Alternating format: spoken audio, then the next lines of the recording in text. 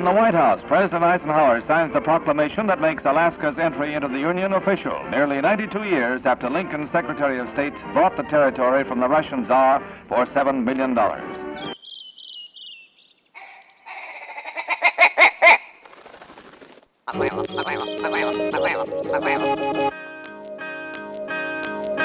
The Alaska Wild Project podcast is brought to you by the following sponsors. Barney's Sports Chalet, supplying hunters with the best hand-selected gear since 1963. The exclusive home of frontier gear built for the rugged Alaskan terrain. Your one-stop shop for all your outdoor needs. Visit Barney's today at 906 West Northern Lights. Big Rays, the Alaskan outfitter, committed to outfitting Alaskans across the state since 1947. Whether you're a recreator, parent, guide, or corporate buyer, Big Rays has the gear you need, tailored for Alaska's harsh conditions. Check out their new exclusive line of Auralic waders. Big Rays for all your outdoor gear and rugged work attire. BigRays.com. Tailored Restoration 24-hour emergency home services, helping Alaskans restore their dreams since 1972. Services include fire, water, mold, post-emergency cleaning, repair, and remodeling. Give them a call in Anchorage, Eagle River, Matsu, or Fairbanks. Hit them up at tailoredrestorationalaska.com. Total Truck and Alaska Overlander, Alaska's premier supplier for custom automotive accessories and overlanding products, providing all-inclusive rental vehicles and trailers custom outfitted to explore the Alaskan backcountry with a unique and convenient traveling experience. TheTreehouseAK.com, located at 341 Boniface Parkway, Alaska's own and grown cannabis and CBD store. Ask the bud tender what the strain of the day is to get your 10% off. The Treehouse, where the culture lives. AKO Farms, located in Sitka, Alaska, built from the ground up with concentrates as their single motivation, with exclusive products such as their sugar wax, full spectrum diamond sauce cards, and more. Ask your local bud tender about AKO. Marijuana has intoxicating effects and may be habit-forming and addictive. Marijuana impairs concentration, coordination, and judgment. Do not operate a vehicle or machinery under the influence. There are health risks associated with consumption of marijuana. For the use of only by adults 21 and older. Keep out of the reach of children, and marijuana should not be used by women who are pregnant or breastfeeding. The Bait Shack, located on Ship Creek upstream of the bridge. Can't miss the bright red shack. They are the go-to fishing gear rental and guide service on Ship Creek. Tight lines and fish on. Come hook into the action with them. Hit them up at thebaitshackak.com. Lawn Pro AK, Alaska's year-round professional property maintenance team. Services include weekly lawn care, custom landscaping, fertilizing, weed control, turf repair, and more. Schedule your free estimate at lawnproak.com. Alaska's OG cider company, Double Shovel, crafting gluten-free colonial-style ciders founded as a healthier, non-inflammatory brew option. Drop by their Pop and Tap room in Anchorage off of 58th and Arctic or visit the second location in Kodiak. Double Shovel, award-winning ciders. The Alaska chapter of Backcountry Hunters and Anglers. BHA is the voice of our Alaskan public lands, waters, and wildlife. Their goal is to uphold our hunting and fishing legacy while keeping our public lands wild. Stand up today and join BHA at backcountryhunters.org. We need to talk about it right now. Oh, yeah, we kind of touched on it a little bit, but parallel parking. I don't know. You know how you have a plan of how you want to get into it, and it just veers off. Like one subject just changes the whole. Totally, dude. Just you're gonna go left, and you just put your head down and like, to pick up something, and you actually hit the right exit. Dude. I've seen Alice in Wonderland run. What's this parallel parking? Oh, dude, that's like the Kesugi thing. It's like you're taking the ridge parallel to the park. It's parallel. So every time since we got back on the trip, people are like, "Oh, what'd you do?" I was like, "Oh, we went parallel parking." Oh, yeah. So Brandon and Rena invited us on their couples hike that you've done before, and it was really, really fun. Yeah, the Kesugi was great. It was amazing. Fun. Thank you. We had such a good time. It was a blast. Yeah, it was good connection with people. Uh-huh. Like, it's different when you go backpack hiking because you don't have your car. You don't have machinery. Everything's on your back. Everyone's doing the same kind of work for the most part. Mm-hmm. And the phones don't work. So there's just nothing but you and the people you're with. Nature. And it's kind of crazy how that experience is like almost fucking non-existent. Yeah. It seems like. Yeah. You got to work hard for it. I don't know, man. Just real people come out in those situations when they're tired or hurting or exhausted, cold. I mean, just, there's no hiding from the truths. No. The truths of nature when you're out there doing that. You're naked, man. No, that was a really good experience. The hike was great. The conditions were a little more technical than they've been in the past. Where did you start? Not quite Eric where did we technical, start but, in? What's that? Coal Creek, and then we came out Ermine. Yeah. Ermine Hill. Yeah. It was 19 miles roughly. What was like more technical about it this time? Because I hadn't been there before. I felt like the water crossings were definitely a little bit more aggressive. The water coming down the mountain was a little bit, I guess it just, where the rocks that you had to walk on would have normally been dry. They were slimy and wet, some of them. Yeah. So they made them, I would say, moderately hazardous. Not extreme, but, Yeah. just you had to pay attention. You definitely didn't want to see your wife or your girlfriend or wife see you eat shit in the creek. Yeah, swim. The snow crossings and the mud, it was very muddy and wet. We had to do a lot of detours around the main trail. Yeah. Which made it, like, not hard, just extra, I guess. Yeah. Would it be better to do it in September? I don't know. This year I think it was a perfect time because we've had such a blueless summer. A late start we have vitamin D levels are real low. And when you're in that area of the interior, you get like that Rocky Mountain, like quick weather system stuff. So it was like raining and windy, but then, an hour later it was hot and you're dried out again and got to see the sun. And I kind of really enjoyed that. That felt like the only summer I've had so far. That and Father's Day. Yep. Yeah. That's right. Yeah. This past Saturday was nice. Yeah. I thought the water conditions were pretty decent. I mean, I didn't get my boots wet. I know he's the only guy that didn't get his feet wet. Yeah. Maybe you and Cisco. Yeah. I think we're the only Dars one. get wet? I thought she said she did get her feet wet. Once. Yeah, that's right. And I was just like trumping. I mean, I pretty much wanted to get my feet wet. Did you wear your sheep? Yeah, I did. Yeah, I wore the Scarpas. Yeah, I forget which ones they are, but yeah, they're sheep hunting or they're mountaineering boots. What'd you wear? They were pretty stiff. I have those Cellaway, mid-range hiking / definitely not a mountaineering boot, but it has like a nice shank, and I needed to get insoles. Oh man, I just clapped those things out. Oh really? By Saturday, by the end of the last stretch, I mean, it was just straight hot pads I was walking on. Oh man. Not blisters, but just my feet were on fire, dude. Terribly. Yeah, I think I'm in year 6 or 7 with those. Got like custom insoles from the physical therapist, and I need those are so they're still rocking it. I think they're getting worn out pretty good, but yeah, that's a long time to make. What's that? Say you had to pay $200, and over 7 years, that's pocket change. Oh sure, no, you did per good. year. So you got blistered up at the end, didn't you? I didn't those boots. Like I feel like you got to walk like 300 or 400 yards, tighten them up, and then maybe another half mile or something, and then tighten them up again. Then you're good for the day. And I was pretty lazy about that on that first climb. Dude, Jack got torn up on this trip with mosquitoes. No, man, he got like the pack chafe. My belt twisted. Oh. And I didn't, I kind of felt something, but I didn't really care. And we get to the top, like, man, and is this bad? And we're just like, dude, like, it just has open flesh. I'm like, dude. Jack, that needs like ointment and wraps and things, dude. Yeah. Like, everybody busts their first aid kits out. This dude's gonna be hurting. But that balm you had was really good. But then I had that kinesiology tape. You've seen me use it on my feet before, but it's just like the regular kinesiology tape you put all over your muscles and stuff. Say that word 3 times but fast. that is like frictionless, right? And it sticks. So I put it right over those things, and I mean they were straight open wounds. And the rest of the trip I didn't even feel it. It hurt like hell when I pulled them off in the shower. I was just thinking to myself, like, man, if you just had to put a t-shirt back on the next day and then run that.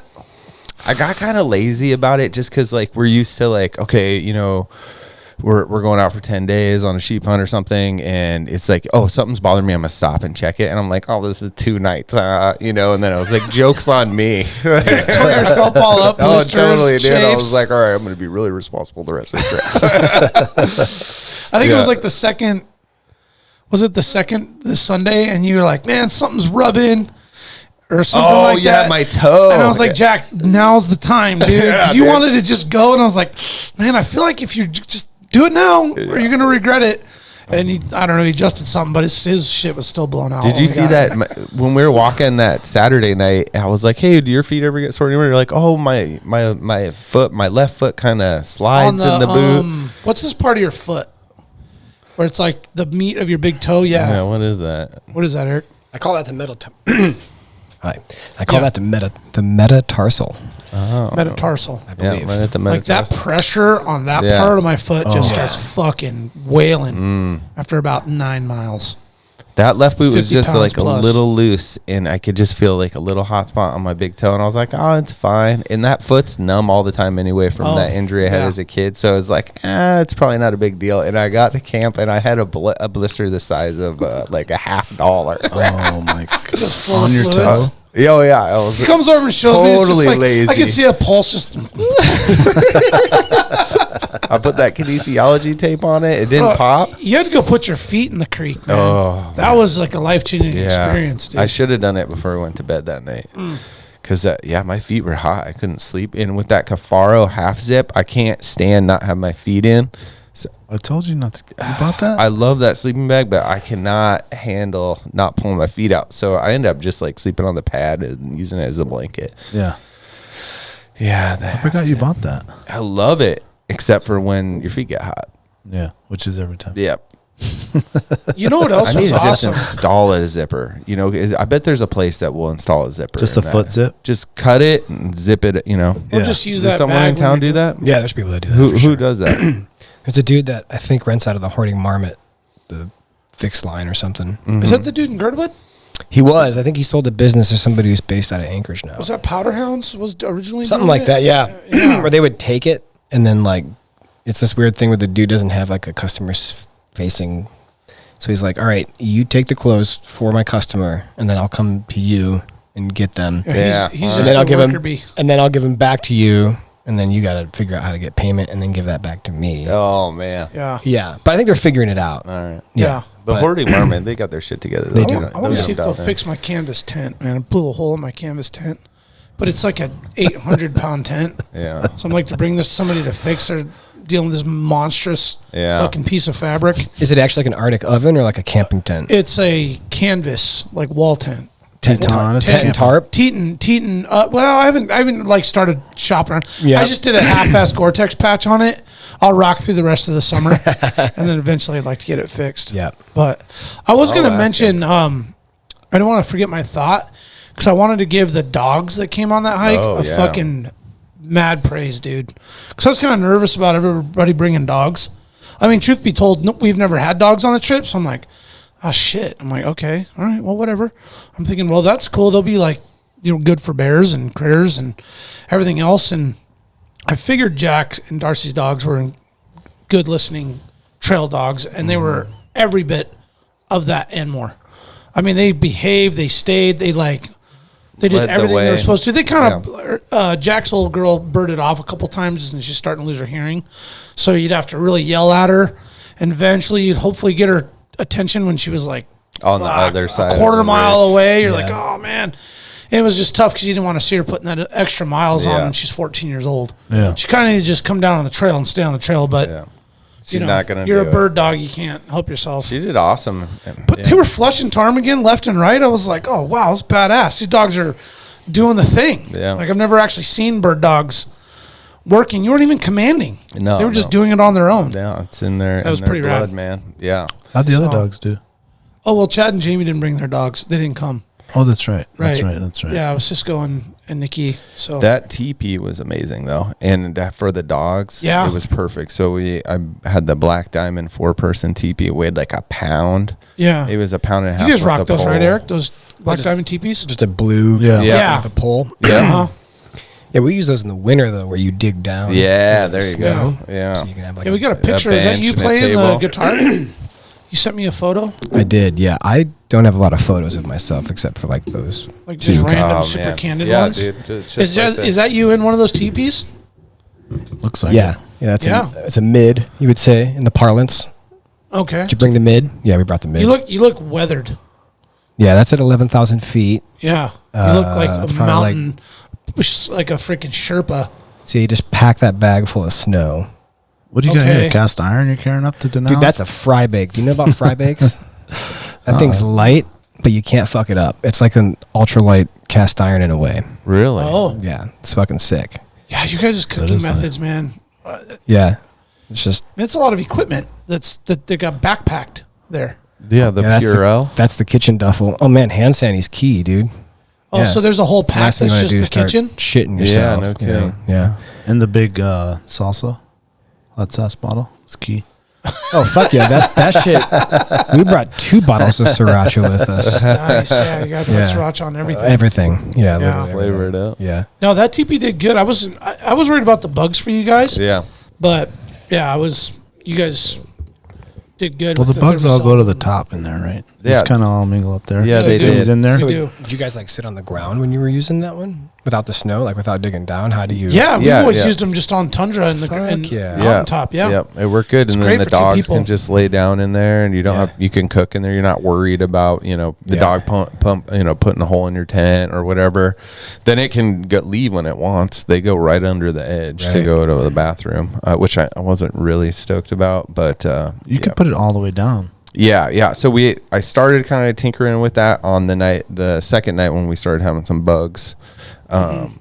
Yeah, I think you could get it all the way down. You can. Yeah, but I mean, you think lose a little space, but my initial stakes were like too far out to get it all the way down without doing a complete reset. So did you get the Let's other do it. stakes or did you use the ones that came with it? I used the ones that came with it, but I figured out a new way to put the tie onto those. So Did you loop it to a loop in the thing? So if you lose it, it doesn't fly? yeah, so like I looped it around and then did like a crossover and then back in to the loop. So it was like So it did looped a self-tightening loop. Okay. So if it pops out, it's not going to fly. We Right. had one. We took one on our sheep hunt last Yeah. year. And we're like on top of this mountain. They're like, something's going on with the teepee down there. Thinking something got in there or something because one side's just like, and a gust must have came and like just Launched one of the anchors. Yeah. anchors out, and we couldn't find it, and Yeah. we had to maneuver some other stuff. But That's why you always give me shit, and I bring that extra little utility bag. Yeah. It's probably like 14 ounces Yeah. of shit. Gore-Tex tape, electrical tape, fucking duct tape, I bandage got, tape. little I got a little extra ripcord. I got like 4 stakes. Yeah. I never and gave a shit about that. have that Yeah, little man, I got that spine. little bag of stuff, and you're like, oh yeah. I got my own figured. bag of stuff. Just probably Maybe developed 'cause you- after my bag of maybe, stuff. okay. I like to bring the little Trade your bag of spine. stuff for Yeah. your bag of stuff. My bag of stuff may be bigger than I yours. mean, now. they were like, oh, all this food, and then they're packing more candy. Oh, you bring all these extra clothes, and then they're bringing more puffies. You know, I'm like motherfuckers. Then they're bringing the utility bag. No one's else is carrying a Leatherman though. That's I me. got a Leatherman. Oh, It's in my really? little bag. I have a Leatherman that's like this big. And now you're 69 pounds going in. Yep. Yep. But you're At a- ready. But at you're a ready for rifle- all circumstances. At That's a right. rifle and water, Yeah. 80 pounds. Yeah. And six double shovels. What else did we bring? Oh, a no, bag you're of talking about- cherries. Dude, we were all apricots. these prudy fucking. We bring bottles of wine in these special platypus bags that me and Rena bring. Just total fucking snobs. And these guys just packed up beer. Good. And I drink none of my fucking wine because Jack was sharing ciders and beer. Yeah, I'm packed up cider for the rest of them. done bringing wine. I am packing beer. Like, fuck it. That's what, Like, that's I'm what just Lexia said. She's like, we're not bringing wine. I don't want to drink a wine up there. I want a cold beer. No, I mean, I drink. Well, I just thought because that was just the easy way to bring some booze. Yeah. If you're gonna do that, bring whiskey. Well, okay. That's what's missing, and we need to add Yeah. that.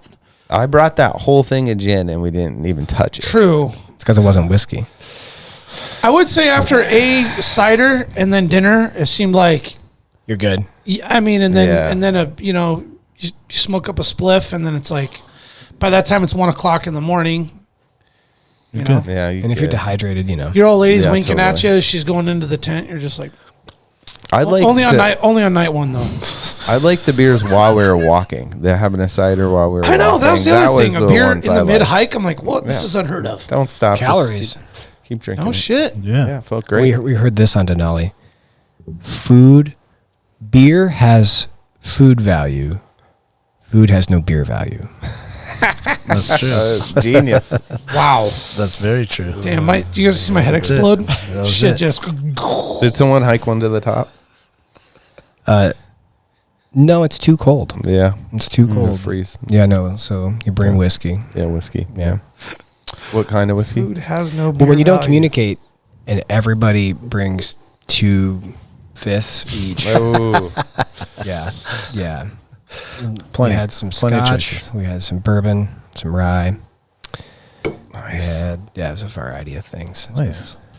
I'm curious to see how that goes. I Yeah. feel like I need to be really relearned on this because I feel like I'm really willing to step my game up and figure out how to bring some shit on a sheep hunt. Yeah. Like the whole going sober for 10 days is good. It's a good thing. Yeah. Not to put any booze in your body, but I mean, just one of those nights or two of those nights to get a good buzz on. We always bring like it would be one totally shot nice. per night before bed. Like that's what we always do. Either gin or whiskey. When we went, Jack had a whole pocket full of the little airplane. Yeah. I did. That was perfect. Yep. Yeah. Crown Royal, whatever I could get for free. Yeah. Yep. The gin one is good though, because like a lot of like the electrolytes mix well with it, and so that's why I like the gin thing. And then I put the gin in. There's like this one coconut water that's better than all the rest. I forget what it's called, but it's in this super stable white bottle. And so, just put it in there and it like takes on the coconut flavor, and then you add it to like the electrolytes, and you kind of got this like fizzy thing that's pretty bomb. I thought you were drinking that shit straight. I was like, that's kind of fucked up. It's awful, dude. Yeah. Yeah, dude. Yeah, no thanks. Yeah, that doesn't sound fun. No. Welcome to Alaska Wild Project, episode 125. Today we have the homie Eric Wickenheiser from the Rock Gym, also from the Spinard Art Studio, and recently just climbed Denali. Was on Denali. On Denali. I think you gotta be careful about saying you climbed Denali. Okay. Yeah. Climbed. I said climbed on. There you go. Yeah. I was definitely doing some climbing on Denali. There you go. There you go. Yeah. Okay. But no summit this season, so you don't want to say you climbed it when you did. Was that weather related? Fuck yeah, it was crazy.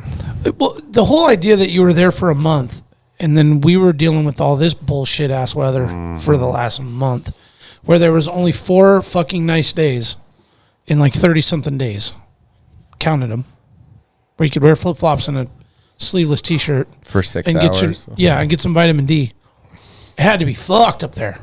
It was pretty weird. I've been in the range every year. I've lived in Alaska and climbed Denali in 2019, and this year was like -20 as a high. Ooh. Ugh. Not even at the top of the mountain, but like at the midway point. It Wow. was so vicious you just weren't doing it. Well, I think one thing that we should be careful about not talking about too soon is I was part of an organization, repping the hat today. So I Okay. was up there with a different purpose than just to climb. I was like a volunteer at the Park Service doing search and rescue work. Yeah. So you got a bit of a different mindset where you're like, A, if it's going to be risky for you, you're no good to anyone else. So you kind of have to be a little more conservative than the average climber. And then B, at one point I did the math and I figure we were treating a frostbite patient per hour. Oh, Like walking into the NPS camp being like, hey, you want to look at this? On top of like other issues we were dealing with people, like people falling and having to actually go do rescue work. Wow. But you just had this nonstop stream of people being like, hey, my toe's not doing too good. Some of which were quite severe and some of which were hopefully just severe frost nip, hard saying. Yeah. Yeah, and so that kind of kills your motivation to really go spend some time up high. Oh, I'm sure. Yeah. Well, we're gonna put some hype, little breaks on the hype real quick. We'll Yeah. circle back on that. Yes, please. Let's talk about you, Alaska, your story, your history, the Rock Gym. Like, how'd you get here? What is, we had you on for Dudes Day, 2 years ago, 2021. We kind of got like a really quick crash course. Obviously, we were on a time constraint. Not to mention that was like our maybe second day on the job around that time. Could have fooled me. It was actually, that was our first Live event. live and on the road kind Yeah. of deal, which was fun, a great experience. But Yeah, it was. yeah, give us a recap, give us a reminder. What? All right. I've been in Alaska for 7 years, a little over 7 years now. And I was originally brought up here because I worked for a climbing wall manufacturer based out of Bend, Oregon. And I grew up in the Midwest. And then at the age 30, they're like, you want to go travel building climbing walls? Which is a fucked up and fun thing to do. And I'll talk about that in a minute. I jumped and went to Bend. And then I traveled for a long time building walls all over North America. And Artificial climbing walls. Artificial climbing walls. Which is like this weird blend of a useful structure, you climb on it, an artistic structure, it's like weird angles and weird geometries Super and colors. creative, yeah. And then like, how the fuck do you build that and then put it inside of a normal building? And like the physics and the engineering behind that. And so it's this weird intersection of all three of those spaces. And it was super fun because I basically got to go onto commercial construction sites all over North America and do the thing that like OSHA says you should never do. And like that's kind of the job is like, well, we walled in the entire area so we can't get any man lifts up. So you have to figure out how to get it up there on your own and use a bunch of dirty climber tricks to go do stuff. They just turn their back on and hope you don't cause them to do some paperwork. And so I did that for like 3 years, built walls all over. I say North America because I did a bunch of Canadian jobs as well as U.S. jobs. And then they're like, do you want to go to Alaska for 3 months? And I was like, absolutely. But I'm driving. And so I drove my Subaru that probably shouldn't have made it up. Classic story like all of us. Rolled into Anchorage and was like... Duct tape and chicken wire. Oh, dude, this is a good story. So it's like my first time really driving this far north. And was it Prince Rupert? It's like that last fucking town before you just like really quest off into northern British Columbia. And I'm pretty paranoid, a little stoned.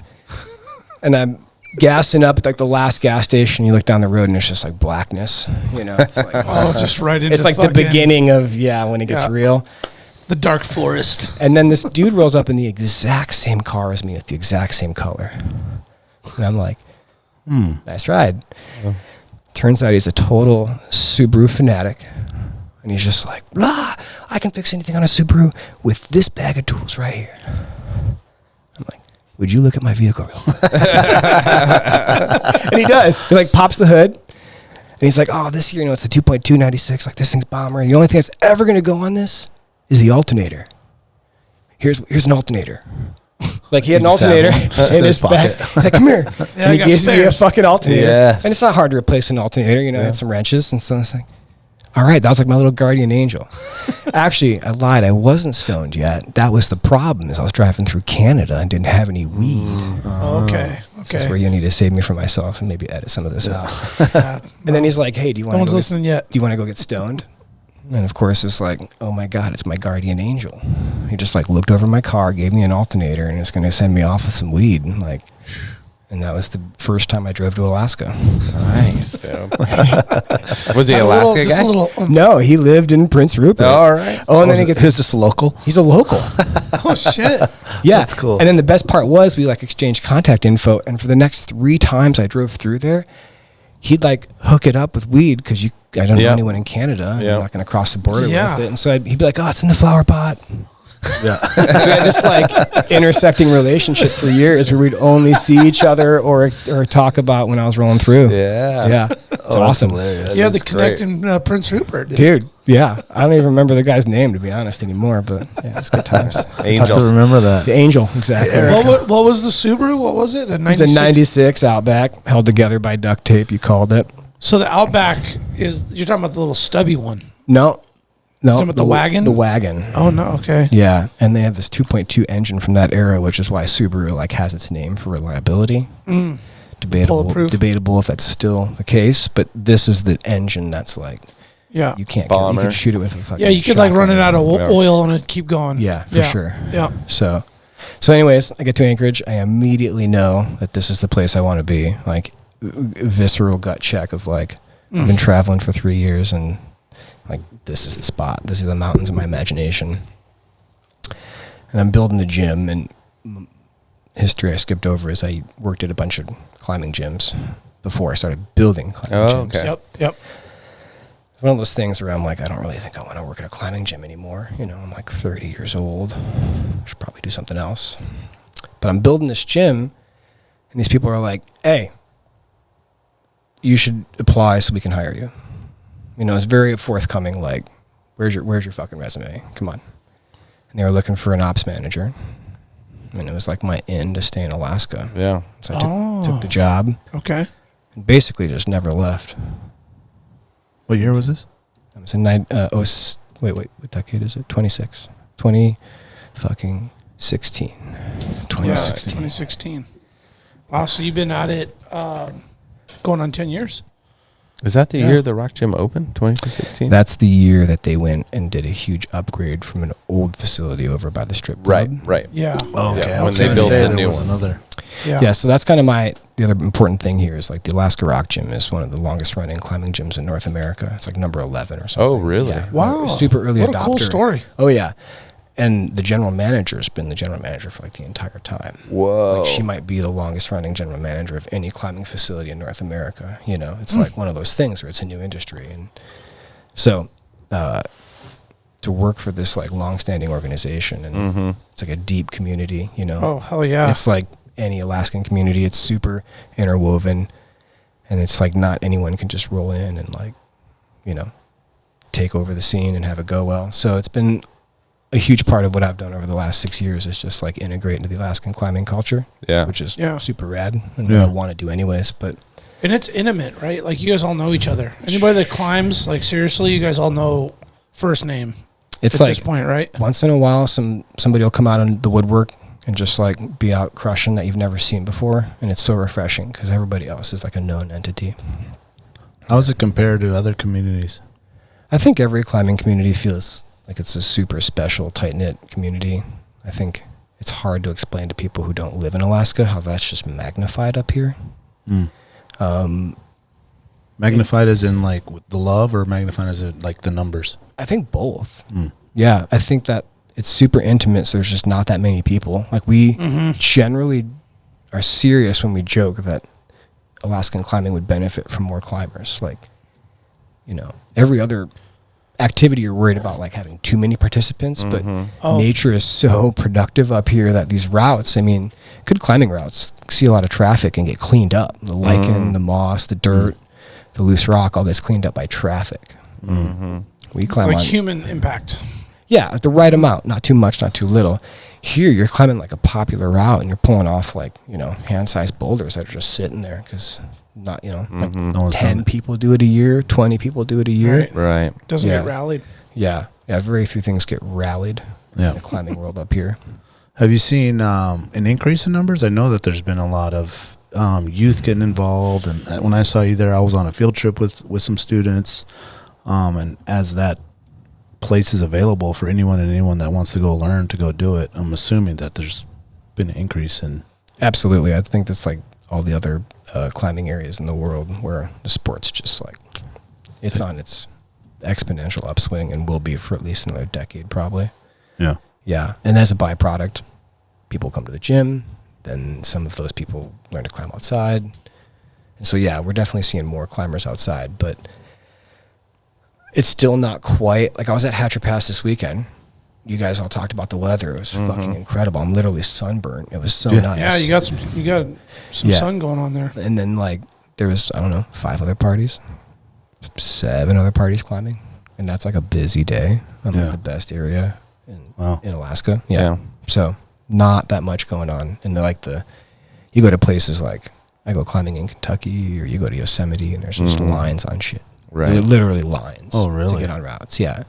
I feel like when we first met you, you had just done that, or you were getting ready to go do that. Kentucky, right? Kentucky. Oh, that's right. Yeah, I feel like that rings a bell big time.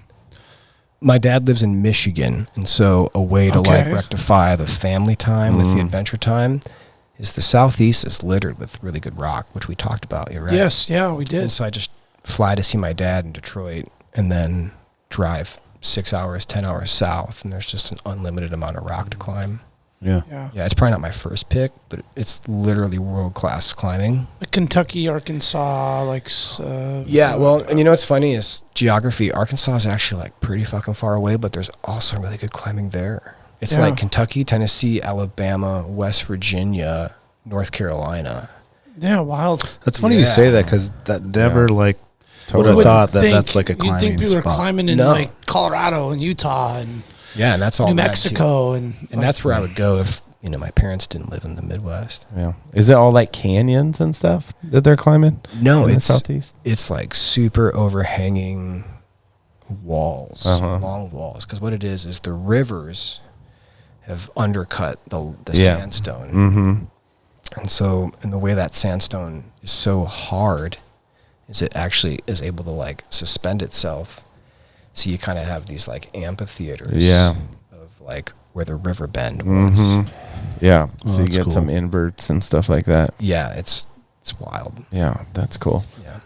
Is makes the Alaska sense. Rock Gym the only rock gym in Alaska? No, it's the only rock gym in Anchorage. Okay. There's a gym in Wasilla that is owned by a dude who also runs the gymnastics place and the CrossFit place there.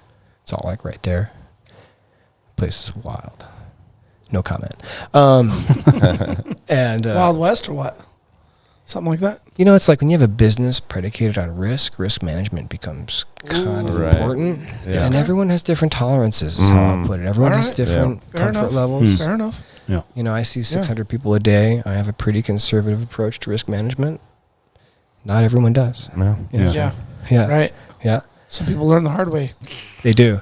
And sometimes confirmation bias just like keeps ticking along. Yeah. So, like with the percentage, what percentage of the folks that are climbing inside do you think climb outside? Yeah, I was going to touch on that. Not that many, especially in Alaska, because it's not like you're in California. I mean, what did you say? You had 2-4 days to climb in a t-shirt, Yeah. like be outside in a t-shirt. Yeah. Those are climbing days. Yeah. Like I just started. What was the seeing this- percentage again? Did you drop a percentage on it? Oh, I don't know.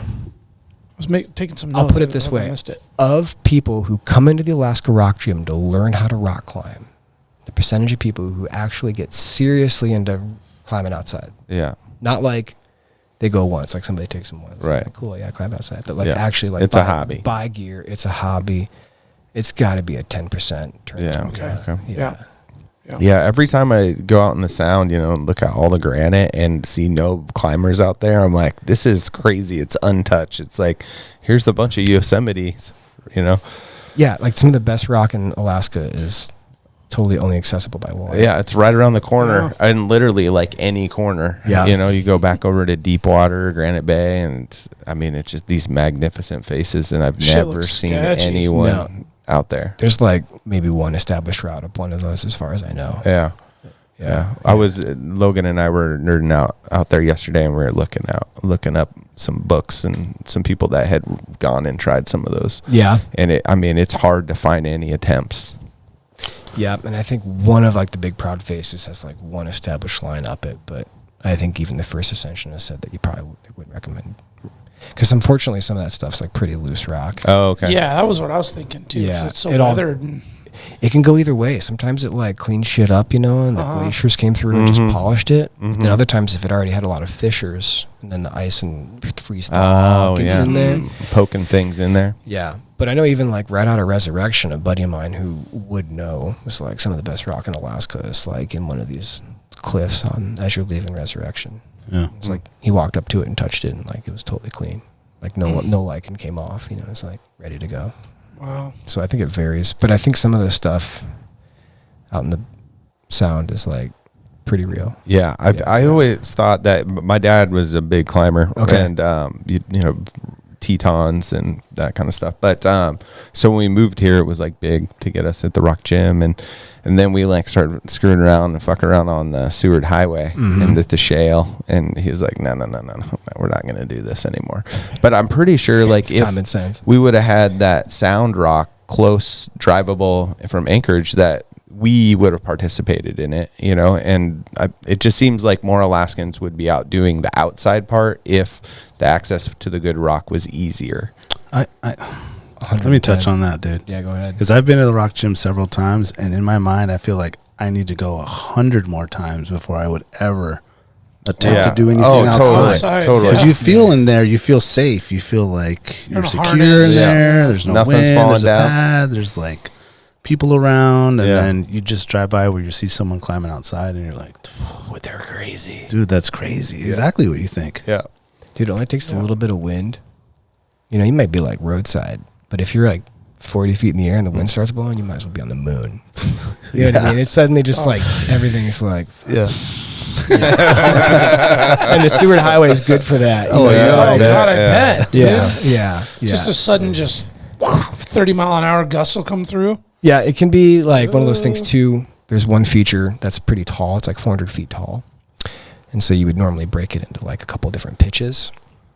I like to free solo it, but there's this like 200-foot elevation band where it can be it's 400 feet, 450 overall, but at like about 200 feet is where I feel like the winds that are coming down the arm actually rip. Oh, yeah. Because it'd be like a little windy in the parking lot, but you're like, it's not that bad. Yeah. And then there's just like one section where there's kind of like a spicy move, and that's when it's like, Yeah, and it's like wrapping around. and then you just like try to climb through it, and then you're above it, and you know, I mean, it's all really easy climbing, but it's just funny that there's like this one spot where it like it makes you pay attention. Always is just ripping at that elevation. So yeah, You do it with no ropes. I do very few things with no ropes, but there's a couple things that are like pretty. Some people would just call it extreme hiking. Yeah. Yeah. It's technically a 5-7 rock climb, but for a very limited section, and the rest of it's like 5th class scrambling, where you would absolutely die at any point if you fell. But Yeah. falled is not a word. It sounded real, though. Falled. It's climber slang. It's like falled. No, it's not true at all. It's not true. I actually looked up some climber slang. What do you got? What'd you look up? Rock jock. Is that really a thing? No, not to my knowledge. What'd you read? I don't know, man. It's like that sounds like some radio shit. Google shit, dude. I don't know. That might be some like old 80s like Okay. when the Rock jock? the lycra was in, you know. ESPN made the soundtrack. Oh, shit. It's like rock jams. MTV Jam. It's a rock jock. This is what I put in the show notes. And we went full rock jock. It's happening. I'm gonna so keep it in there too. Yeah, It's keep it in staying there. in there. I approve. I totally approve. I thought for sure you'd be like, oh yeah, they call us that. Like, never heard of it? Oh shit, I need to check my facts. I would say, you know, as a rule, climbers are like, well, it's changing, but they were the anti-jocks. Yeah. They were like, generally speaking, Like I'm climbers intimidated by you if we are hanging out next to a mountainside. I'm gonna be like, you as soon as I put my hands down on something, shut it down.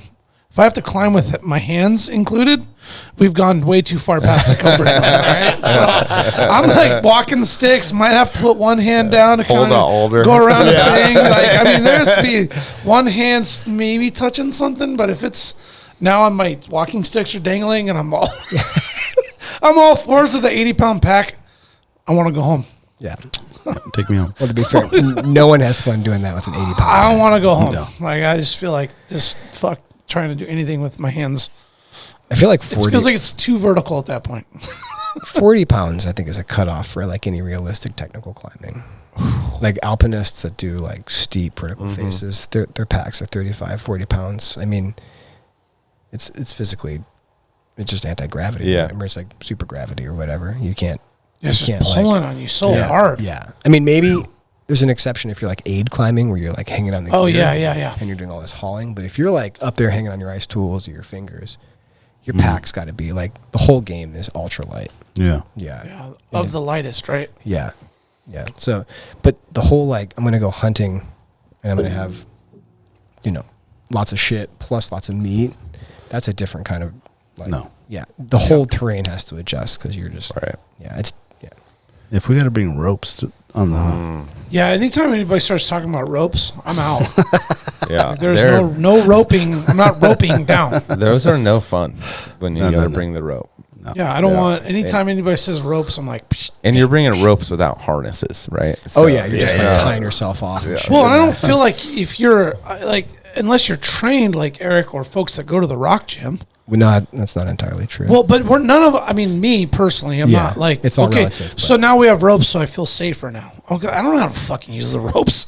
I don't know how to tie off right. I I'm think not you like need to know how to rappelling use the down. rope. And Yeah. you know, we have an I'm just- expression which is if you don't know a knot, tie a lot. Oh yeah, The lot knot. The a lot knot. Yeah, dude. So just wrap that around you till you feel like it's not going anywhere. pound for pound, the world's greatest knot ever invented. Yeah. I need to make the T-shirt. Yeah. You The got to, lot you knot. just got to It's know just a like- few things. Giant. The wadded up multi knot thing. We try not to swear sometimes in public, so we would call that a Charlie Foxtrot. Charlie Foxtrot. It's a clusterfuck. Charlie. When's the indoor ice climbing gonna start? Dude, I'm working on it. Yeah. I'm working on it. I want to start by farming outside ice, but just on the side of the building. Yeah, but then I gotta, when I asked you, 8 years ago if you wanted to invest in a rock gym with your life savings, and you're like, don't worry, we're not gonna do any ice climbing, and then all of a sudden Eric's like, let's farm some ice. You gotta Yeah. tweak some things in the Yeah. corporate agreement, all that kind of stuff. For sure. Liability insurance upgrade. Yeah. We're Do you have gonna need to more improve some coverage. structural on the building for that? You probably would, but the building itself was so overbuilt for the wall structure. There's like an entire I-beam framework inside of the normal building that's just meant to bear the load of the climbing structure. So Yeah. Oh, wow. Yeah. So it's for the future. Well, no, it was like that whole shell was custom built, and they just, the company I used to work for was like, okay, here's the working loads of this structure, and then it's engineered to basically just not bear on the building structure, so it all just kind of has its own Holds it whole independently. independent work. Yeah. What's that gym's, I guess, class versus the rest of North America's rock gyms, given that it's relatively new? So it really had a state-of-the-art approach at building like the ultimate gym. And not to mention, this isn't a gym that's in like Arizona or California or somewhere where like it's a moderate climate. This is a building that has to withstand Alaskan winters. Yeah. Freeze, thaws, shifts. All that is taken into account when building a rock gym, right? You would certainly hope so. Yeah. Seismic. And that's just we have so much shit going on. Oh, man, there's good stories there. So, oh, God. to kind of pick up on the history, that's an amazing segue. I said I never wanted to work at a climbing gym again. But then I'm building this gym, and I'm looking around, and I've been in a lot of gyms, and I'm usually in the gyms when they're being built and looking at design elements and having worked at several myself. And you're like, man, that's really smart. That was really well done. And you kind of start realizing the people that have been putting the work into designing and building this place fucking did their homework. One of the stories I love is I started working there in March, and the electricians didn't turn on the overhead lights until mid-April. No, 1st of May. They had so much natural light in this building. Oh, that sweet. We didn't know the lights weren't on. Yeah, They had all these that's rad. solar tubes that magnify the sunlight. Oh. And literally, the day they turned the lights on, the entire crew went, the lights haven't been on? Like, that's how much natural light's in this building. And one of the big complaints with climbing gyms is they're like dungeons.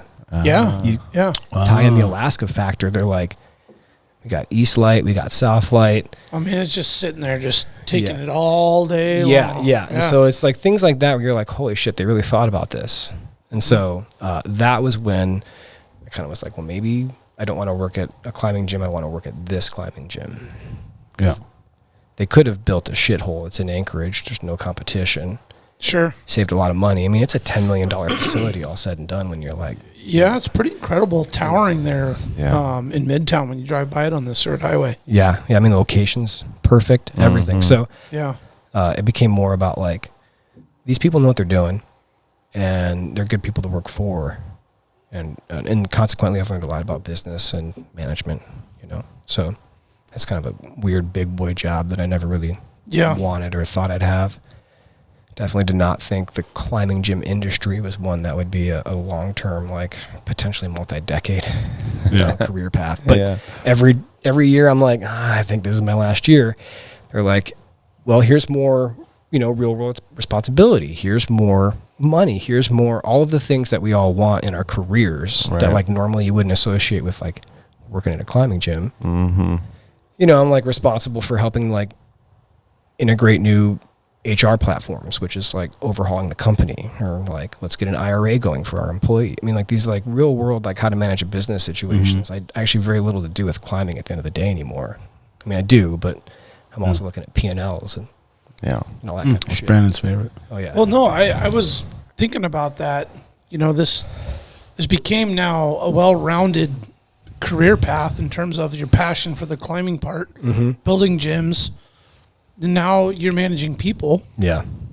in a really cool, unique culture that is climbing. This isn't like corporate America P&L business management. American business is American business, right? But this is like a niche thing, right? Like feels like it to me. Yeah, like I mean, you know, the business stuff is what it is, but you're doing what you love to do. Yeah.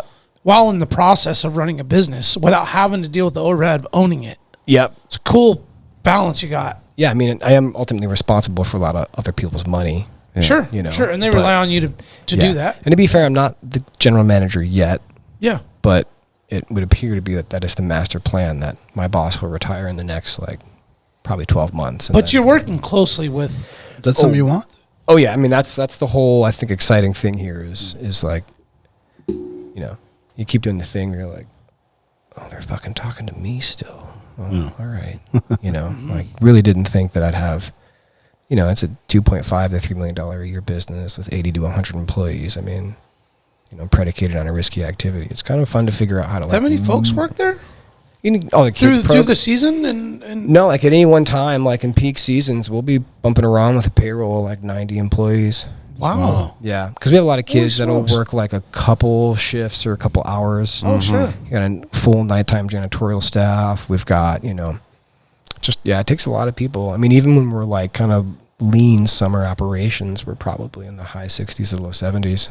There's a ton of people in there when we're in there for like the kids climbing sessions. Yeah. I mean, it's like, what do you have, like 2 coaches for every like 4 or 6 kids? Yeah, we try to have a 3-to-1 ratio. 3-to-1, yeah. Yeah, depending on the age group. And, you know, and I employ like 5 people. yoga teachers and like 3 personal trainers and manager to manage those people. Yeah. The whole thing. No, so man, that's great. It's cool. It's wild. It's like a whole new skill set of things that I never thought I'd have to like figure out. Yeah. So the kids thing is awesome. Yeah. I mean, just like when my son had just had his birthday, it's like, what do you want to do? And the rock gym was like one of his 2 choices that he wanted to go do. That's rad, man. Happy to hear that. So it's just like, it's so cool for the kids to just get that experience, to get out there. Just another awesome thing, especially you could do in the wintertime. Yeah. Is that peak season?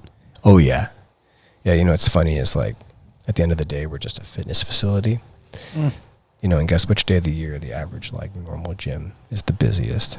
2nd of January? Yeah. 2nd of January, and we're exactly the same. January 2nd is routinely our busiest day of the year. Okay. It's just like a different activity than like lifting weights, you know? Yeah. Which you can do in there, which is cool. Yeah.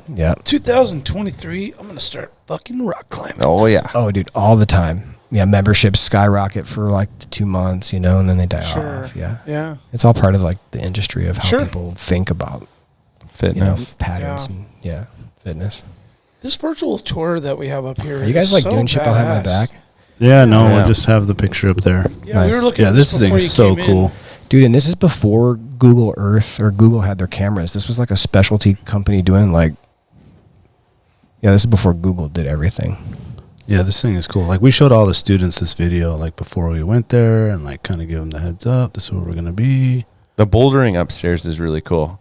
And the culture of the bouldering, it seems pretty rad. I'm not a boulderer, but just, like, watching, like, the people come up and think about what they're going to do and kind of, like, map it out. They don't care if the people are watching them, and they're kind of pulling the moves on the ground, you know, in their head, and then they go do it or attempt to do it. Attempt is the word. Yeah. Especially those, like... Yeah, the cave. I will say I am also not a boulderer, but I think you're right. There is, you know, people ask me, are you a boulderer? Are you this? I'm like, I'm fucking into climbing everything. You know, from a boulder to Denali and everything in between. I'm psyched on it. Okay. You're not afraid to, like, try new things or do different stuff? No, I like it all because it's all ridiculous and kind of awesome. And bouldering... The hole that bouldering fills is it's like the total distillation of climbing movement. There's no gear. You know, the wall is short, so it's going to be like 4 hard moves that like require you to perform at your absolute best. Like your feet matter. You have to be strong. You have to execute in the right order.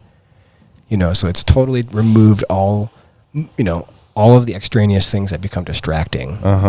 And there is a risk element, but it's not like I'm 60 feet up, and if I fuck this up, I die. It's like, if I blow this, I have to just make sure I fall correctly on the soft pad. And so bouldering's got a cool, It seems like it does. Like you move your hips a little bit, and it goes or it doesn't go. Yeah, so that's pretty sweet. Is this probably the best simulation for the Kentucky, Arkansas, Georgia rock that you talked about where you're kind of doing the overhanging stuff? If you want to like back up and pan to your left, Oh, yeah. keep that going. one. That would be good, but keep going. That wall out there, that roped wall, that would be where you'd want to be.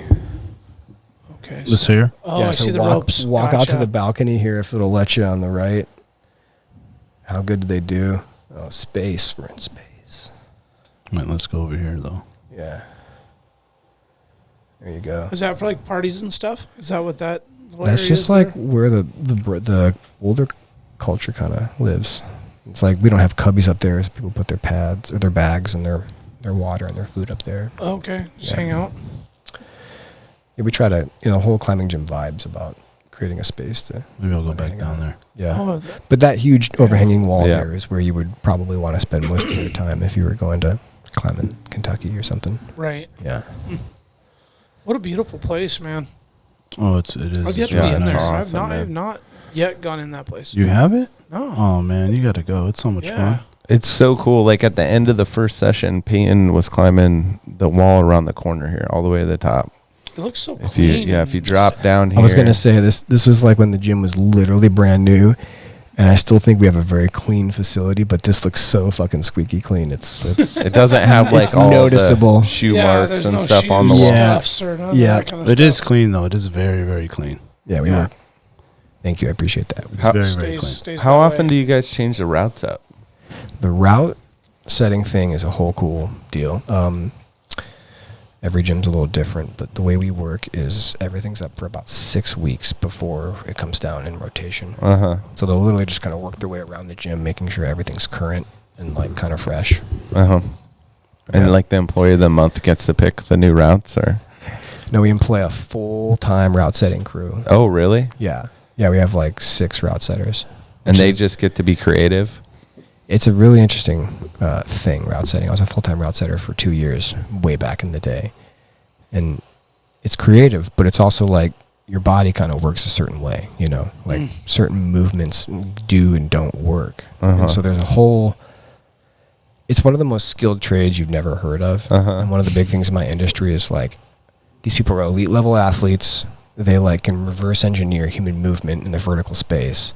And then they're working at height doing like really blue collar physical labor. And you're like, I want to pay you $12 an hour. But you shouldn't, because literally they're the chefs. So the analogy I always use is if it's a restaurant, they're the chefs. Yeah. Okay. The whole, the route They're behind the scenes. is the meal. The holds are the ingredients, and the route setter is the chef. Yeah. And that's the product you Brings it all you together. consume. right. And it's an art form, but it's also like there is a right and a wrong.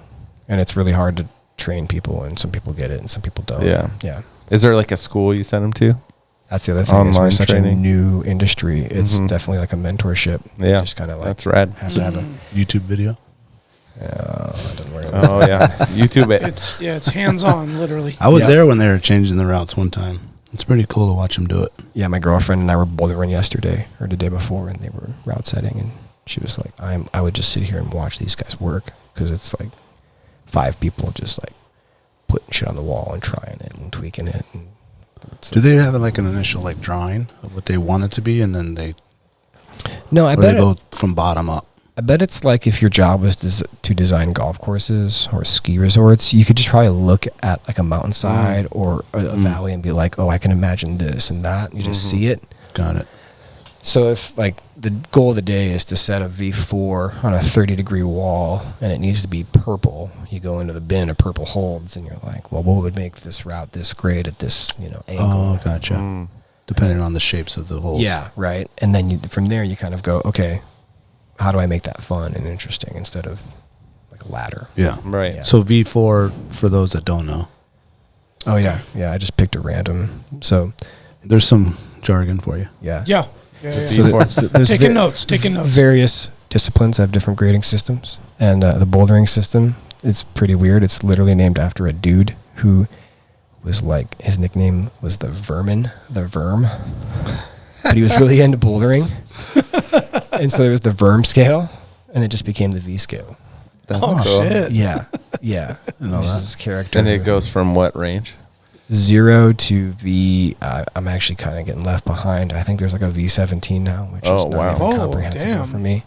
Wow. On a good day, I climb like V5, V6, just for reference. So I've never touched a V10. Like I can't even get off the ground on a V10. So whatever the hell V17 means. It's such a. Well, I think I did a V3. Is V17 like Cliffhanger, the movie type shit? no, that would be like V2. What? Yeah.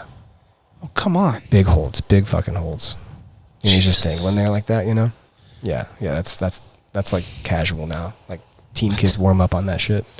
Just free hanging on like 10,000 foot. Well, you got to think Well, when I you're mean- up there, there's tiny little things that are like, you know, this the big button. that you have to like climb from. I just mean taking out the like, he is going to fall, he dies. If you look at what he's actually hanging on to, It's all good grips. it's all like pretty easy movement on good holds. Oh, okay. Yeah, and the game's so elevated now that like literally people would go do that on that feature casually.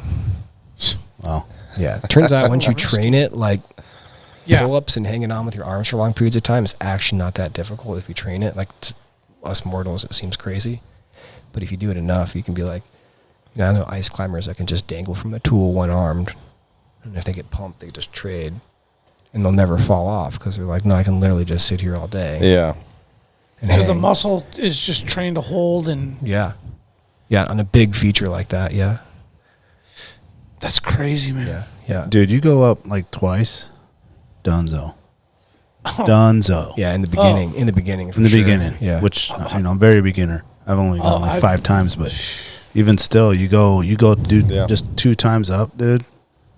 That's it, dude. You're fully burnt. Yeah. Just like swollen. You guys think I'll dislocate Your my wrists finger and again your if I did that again? forearms. Yeah, your forearms, dude. Mm-hmm. Yeah. Just do the full dislocation again on the finger. You got those getting the calluses grip built on. up. Fucking just launched my finger last Friday. Really? Climbing up in a bait station. Shit was an S. V1. Yeah, it was a V1 for sure.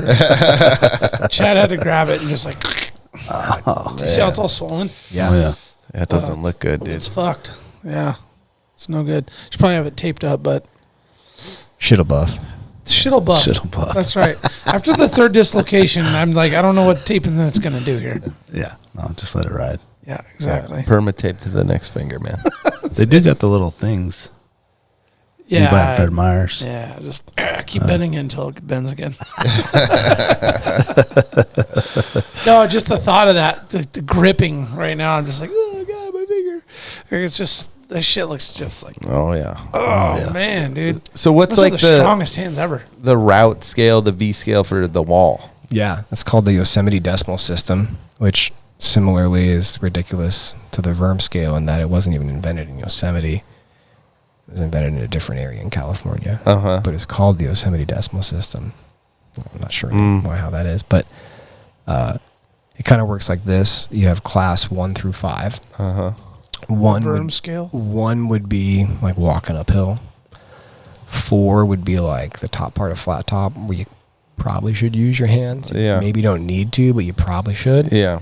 And then class 5 has this really random, not random, but it's kind of a funny way to define it, is if you fell without a rope, you would die. Okay. And that's where class 5 starts. But I'm pretty sure if you fell off the top of flat top without a rope, it's a good chance you're going to get real fucked up. Yeah. So you're like, is that 4th class or 5th class?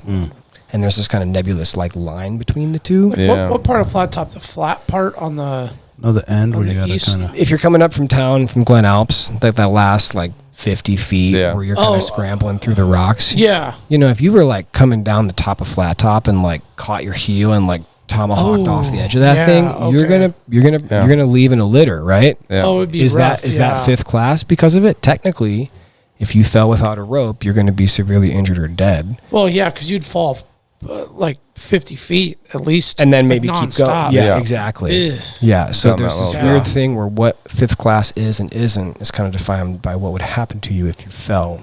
By death.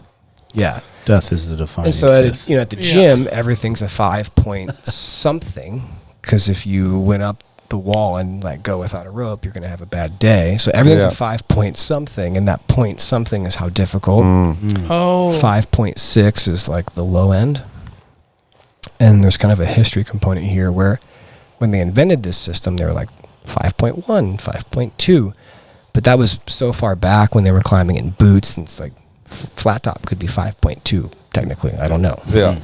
Now we're good enough where even like the beginner can climb like 5'6". But when they invented that system, they never thought anyone would climb any harder than 5'9". It was inconceivable in the 40s, 50s.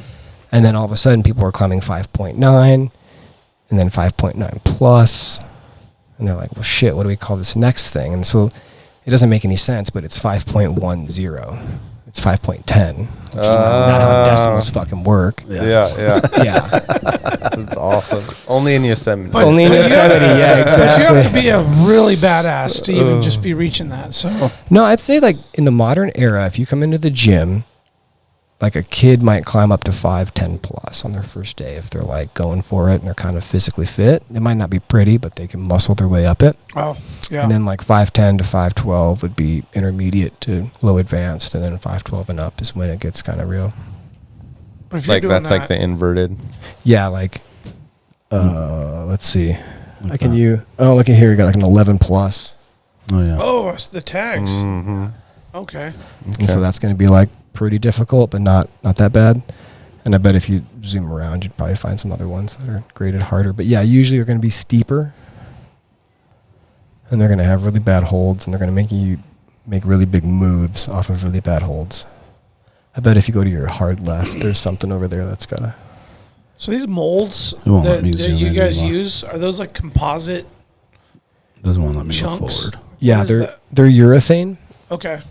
Yeah. Yeah, that's a whole nother like, sub conversation is like Yeah. the climbing hold industry is totally blowing up. It's like there's these people who shape these forms out of foam and then pour them, and you pay a lot of money. Do a 180 on that. Like a Yeah. So it you looks, see, like, look up expensive. there. So that wall right there is the ones like the little kids do. Mm-hmm. Like That's like the training one. Like 6-year-olds go to the top. yeah, Like Peyton goes to the top of that. casually. Yeah, totally. Paxton will only go like 4 holds off and Do then you jump climb off, all but- the way down, or do you just like jump off and let the rope?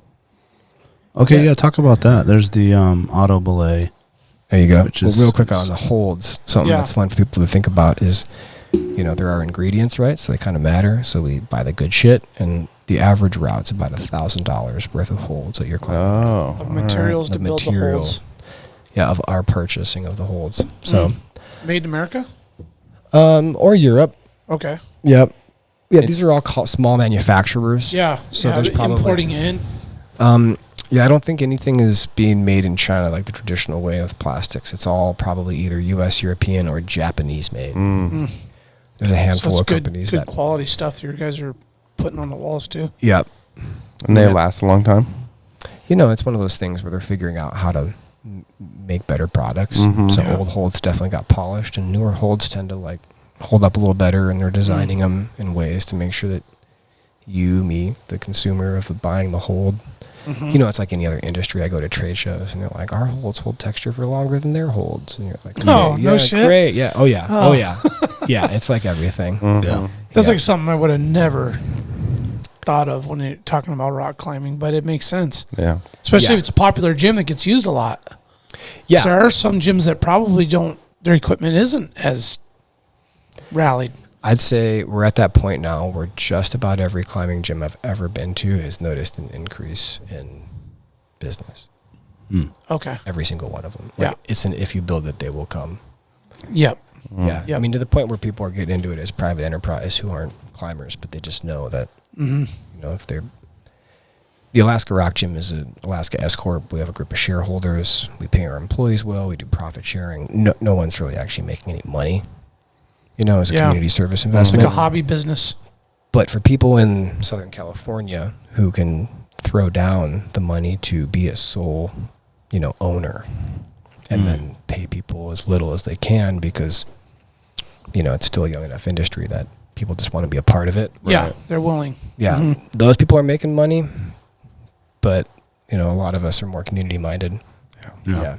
But, The auto belay, oh man, which is really cool. it's really cool. Scary. It's very scary. I auto bladed this morning. What is that? Yeah. So instead of having a human lower you back to the ground like you were asking, Oh, shit. it's a magical mystery box that hangs at the top that you just like huck and pray. You trust it. It's Yeah. tough to trust it. Yeah. It's weird. I always say I'd rather have a fallible human than this like perfectly designed machine. Totally. Yeah. What's the fundamentals of it? You know what's funny is they don't really let you know. Hold on a really? second. What's it called again? An auto belay. AUT, automatic. Yeah. Auto. Have you ever, you guys, Belay? belay, because belay is the word that we use for a controlled Descent. lowering. Yeah. Okay. You ever Continue. seen like on a scissor lift, there'll be these little, fall arrest, Mm-hmm. and they're retractable. Yeah. It's literally that. Mm. It's just designed. Like somebody was like, wait a minute. Can you make a bigger one of those? Yeah. And so literally it's just like when enough force is produced on the lanyard, I think, centripetal force forces a braking mechanism out along a spool of webbing that arrests that webbing's fall to a certain speed, no more. So like no matter how heavy you are, you're going to kind of come down at the same Right. rate of Yeah. speed based on like the ratio of the gears. So And that versus- initial let go, man, it's scary. It's a bit just of a- like a little shock. Yeah. Yeah, because there's a slight delay before the auto belay kicks in.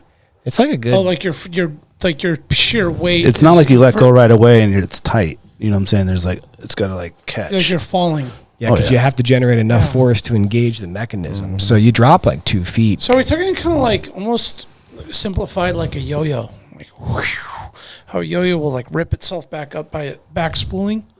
Is that kind of how the belay is like? Yeah. I give it to you. Yeah. Yeah, it's like That's some layman term. no, yeah, because you're pulling that Fucking force out. caveman shit, Yeah, but- and it's spinning the thing, and then I think there's just a braking mechanism that's spring loaded based off of that centripetal force. But they don't really want you to know, Sure. Yeah. Just trust it. I was like, hey, we live in Alaska. Can you just certify me to be a repair tech so I don't have to ship these down to you every year? And they're like, not happening. No, we're not sharing my secrets. Wow. Is there one company that dominates all those? No, there's a handful. Yeah. One of them uses magnets. And I think they're carrying such a burden of like Liability. that they don't want. Yeah. They Yeah. want only like the certified of certified fixing Right. it and like putting the stamp of approval and shipping it to a gym. Yeah, I totally get it. Yeah. I mean, it holds weight. Big Kyle was on it, dude. Yeah. Oh.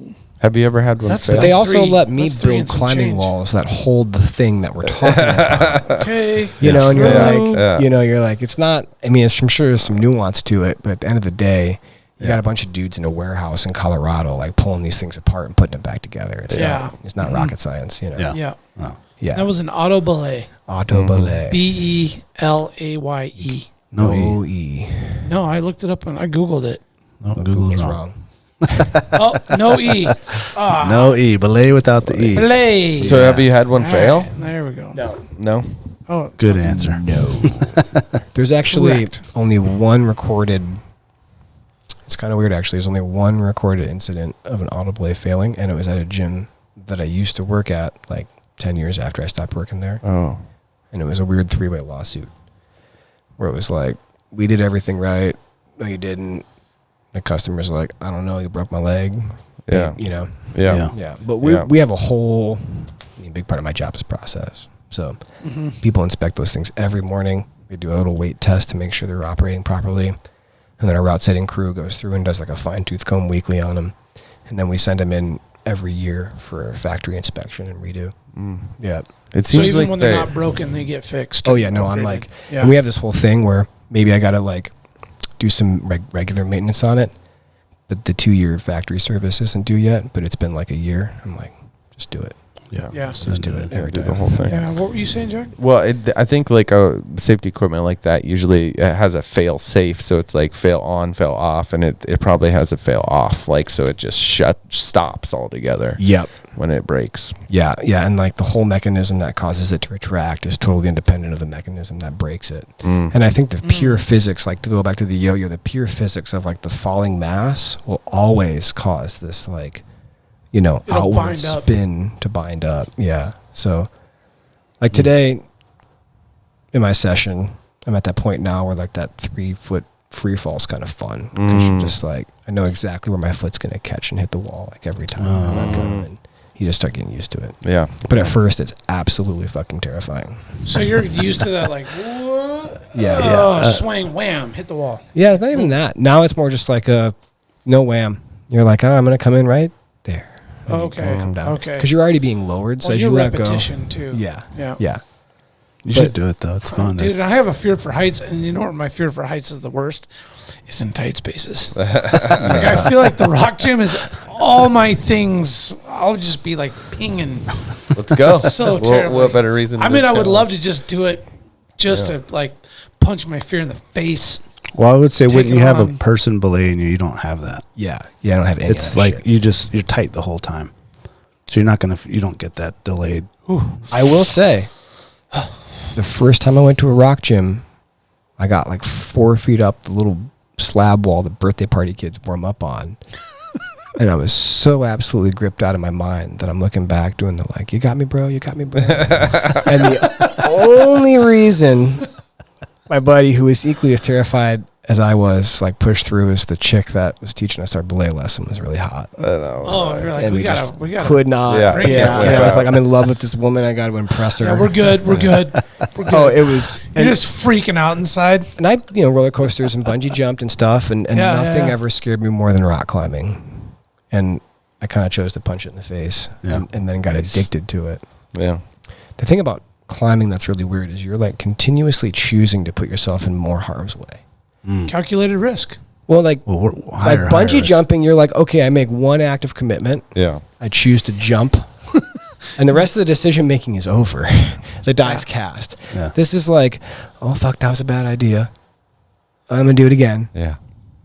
And I'm going to continue. And that routinely we have people who jump on base, who come in or like, I jump out of airplanes and I have no problem. And I come here and I'm absolutely terrified because they have to continue to make that choice over and over again instead of just once. Yeah. Yep. Versus jump off the edge and the rest Yeah, takes and care you're of good. itself. Yeah. Before we go to the break, because we had some students who like went halfway and just like Full freeze up. refused to let go. Like, have there been, like, what's the protocol there? If someone's like, I'm not letting go.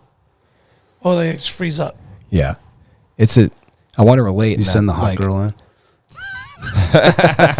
Come on. One time I had a kid that was kind of special needs that I gave private lessons to way back in the day, long before Alaska times. And I belayed him to the top and he won't let go. And he's crying and yelling. And we weren't trained. See, now I don't train, but now I'm part of a program that makes sure our staff are trained on how to manage this. I do help train that, but it's indirectly in part because of this experience. And so this kid won't let go, and 20 minutes goes by, and he's like holding his own body weight up there, standing up there, screaming. And so I have somebody else take over the belay for me so that I can, because I'm the only person he trusts, Right. and I'm on the rope. Yeah. So that's the whole thing. And then I climb up next to him on another rope, and for another 20 minutes, I'm like trying to talk him, and I'd get one hand off the wall, and no, and both hands are back on. And by the end, you're just like, all right, buddy, I'm sorry. I weigh $180. Here we go. And you just rip them. And go. And they freak out for about 2 seconds, and they realize they're going to live, and they're fine. Yeah. And so now, You had to pull them off the wall. physically bear hugged the kid with my entire body weight, because the ropes are tight, like he was saying. Yeah. And I'm trying to pull him off, and he's so strong that it was literally like, nope. Oh, you were just dangling on him. I literally just bear hugged him and let go of the wall completely and wrapped him and ripped him off the wall. Yeah. Oh, wow. And so now the training, and I have people who actually understand how to do trauma-informed care with kids. So that's legit now. Yeah. But you Some actually try to psychologicals. get that thing over with sooner. The longer, I made the mistake of waiting 20 minutes on the ground and waiting, and that just made him worse and worse and worse. So now it's if you have to rip them, you do it sooner than later, and then they kind of get that traumatic experience over with. Yeah. And then but in general, it's all about pushing people into that zone of proximal development. If they don't want to let go, they're too far over the edge. Yeah. So we always encourage people not to you got to go to the top. And if the person doesn't want to go to the top, don't make them go to the top. But everyone else is. We're like, you can do it. Get to the top. Or you're like me and it took you 4 or 5 goes before you got to the top. But when you push that envelope at the right amount of discomfort, get a positive outcome, realize that was just fear talking. Yeah. It's a lot easier than all of a sudden you're at the top and you're in a panic state. Your amygdala takes over and I have to rip you off the wall. Yeah. You're not likely to come back. What's the height? 45 feet to the top of the wall. It's pretty high. Yeah. Oh, yeah. It's scary. We'll be right back. We'll take a quick break.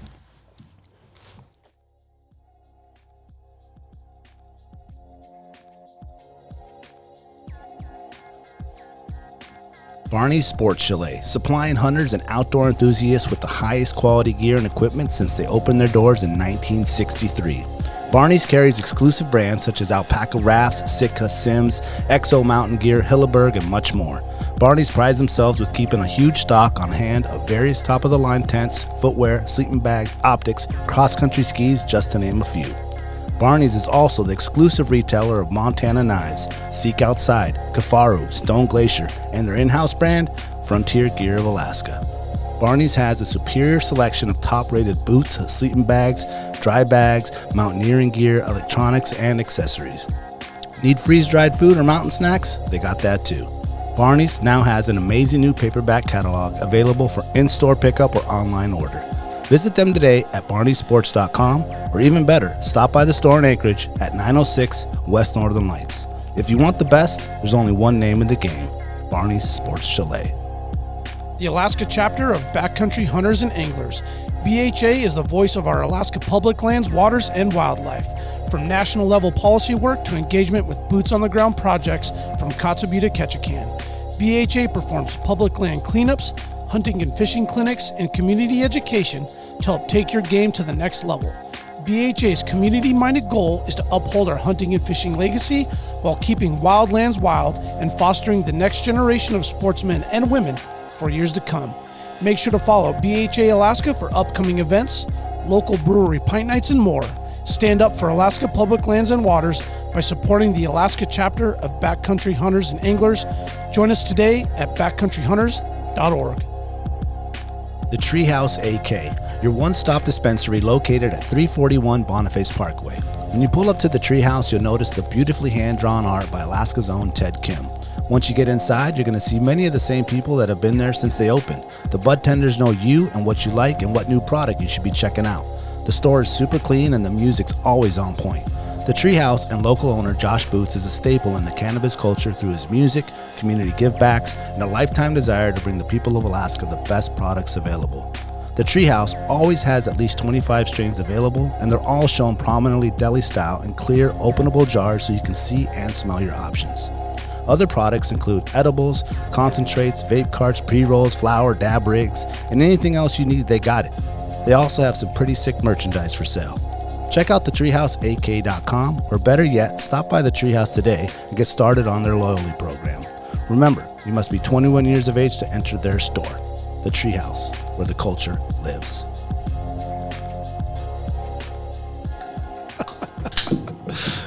I was just looking at Rita's response to my text. I texted her a picture of the new AWP fanny pack. She's pumped. What'd she say? Well, I have a text line that I started. It's called Daddy's Girls, because I got two of my daughters have phones and my wife's phone, of course. So I started a group texting. So we exchanged stuff back and forth. That picture that you sent me when you're all like posing with it. Yeah. My wife says, "Okay, the mean mug and the fanny pack." No, fanny pack equals soft. Well, because if I go out on a Saturday afternoon to lunch or to the mall or something with all my girls, everybody's rocking a Lulu fanny pack across the chest. Yeah. The Stanley Cup that's like 9 feet tall. I'm like, really, dude? All wearing the same thing. All just hair that's way too long. Yeah. Yeah. No, it's a special group I party with. So you didn't get the A-OK for that? No, I got the big no on that. So Big no. I'm gonna bring it. Like, it's gonna start getting packed. Yeah, that'd be good for I don't know something. exactly what I'm gonna put in there. It's kind of small. Where's this fanny pack you're looking at? It's I got it over on the edge. We have these guys from pull it up on the screen, Daniel. Let's show. Let's get an approval. There's mine. I approve. it's from Sagebrush Dry. They make like Really, really good. Sage dry bush, yeah. Yeah. Sage, no. Dry bush. Is it? I thought it was sagebrush dry. Sage brush dry. Yeah, it's a sagebrush. Yeah. Dry Yeah. gear. Yes, Anyway, dry well, they gear. make like Yes, really, backpack. really, really, really good submersible water gear, backpacks, and duffel nice. bags. And That's they're all awesome. from Cake, Alaska. And so he made us a special camera bag, which was, this is not the normal material they use. They use like some other shit. Water bag stuff. But he's like, I gave him some extra patches and he gave us some extra stuff with some of this other material. That looks like the X-Pack material. Obviously not submersible with that zipper on there, but they make, if you haven't checked out their stuff, if you do any water stuff, man, they're all made in Alaska. That's so down cool. in Cake. It's just amazing. Their water bags, backpacks, duffel bags, just sick They're stuff. just getting started too. Well, even just for travel, I mean, if you just want to pack some heavy duty gear in a good dry bag, Yeah. I mean, God forbid it, like, in and out of the airport, but then it gets thrown in the back of a truck or just anything. It's just real rugged, big, large duffel bags, haul a lot of gear. I'm all about having lots of huge duffel bags. So That's right, man. That's right. yeah, and I love Yeah. local Alaska makers, and I think sewing is actually a really fucking cool thing. Oh, yeah. Oh yeah, they do Yeah, all their that's sewing. So cool. here's their stuff up here. I think that's a climber's thing. Like, So they do like the respect water their sewing. test. Yeah, I mean, Yeah. like literally my harness is sewn together. Yeah. Yeah, I need that shit to work. Yeah. Yeah, there's, like, their, really there's their cool. duffels there. Sick. Yeah, all made, where it rains every day, all Gun, day. gun And scabbards. Yeah. Salt Southeast. Yeah. If they can hit you Lifetime there. warranty, gun scabbards, Those things are rad. things like that with the T-zip stuff that they get special from. There's their Duffel the collection. duffels, the big ones. The Cavern has a double zippers. I ended up getting one of those.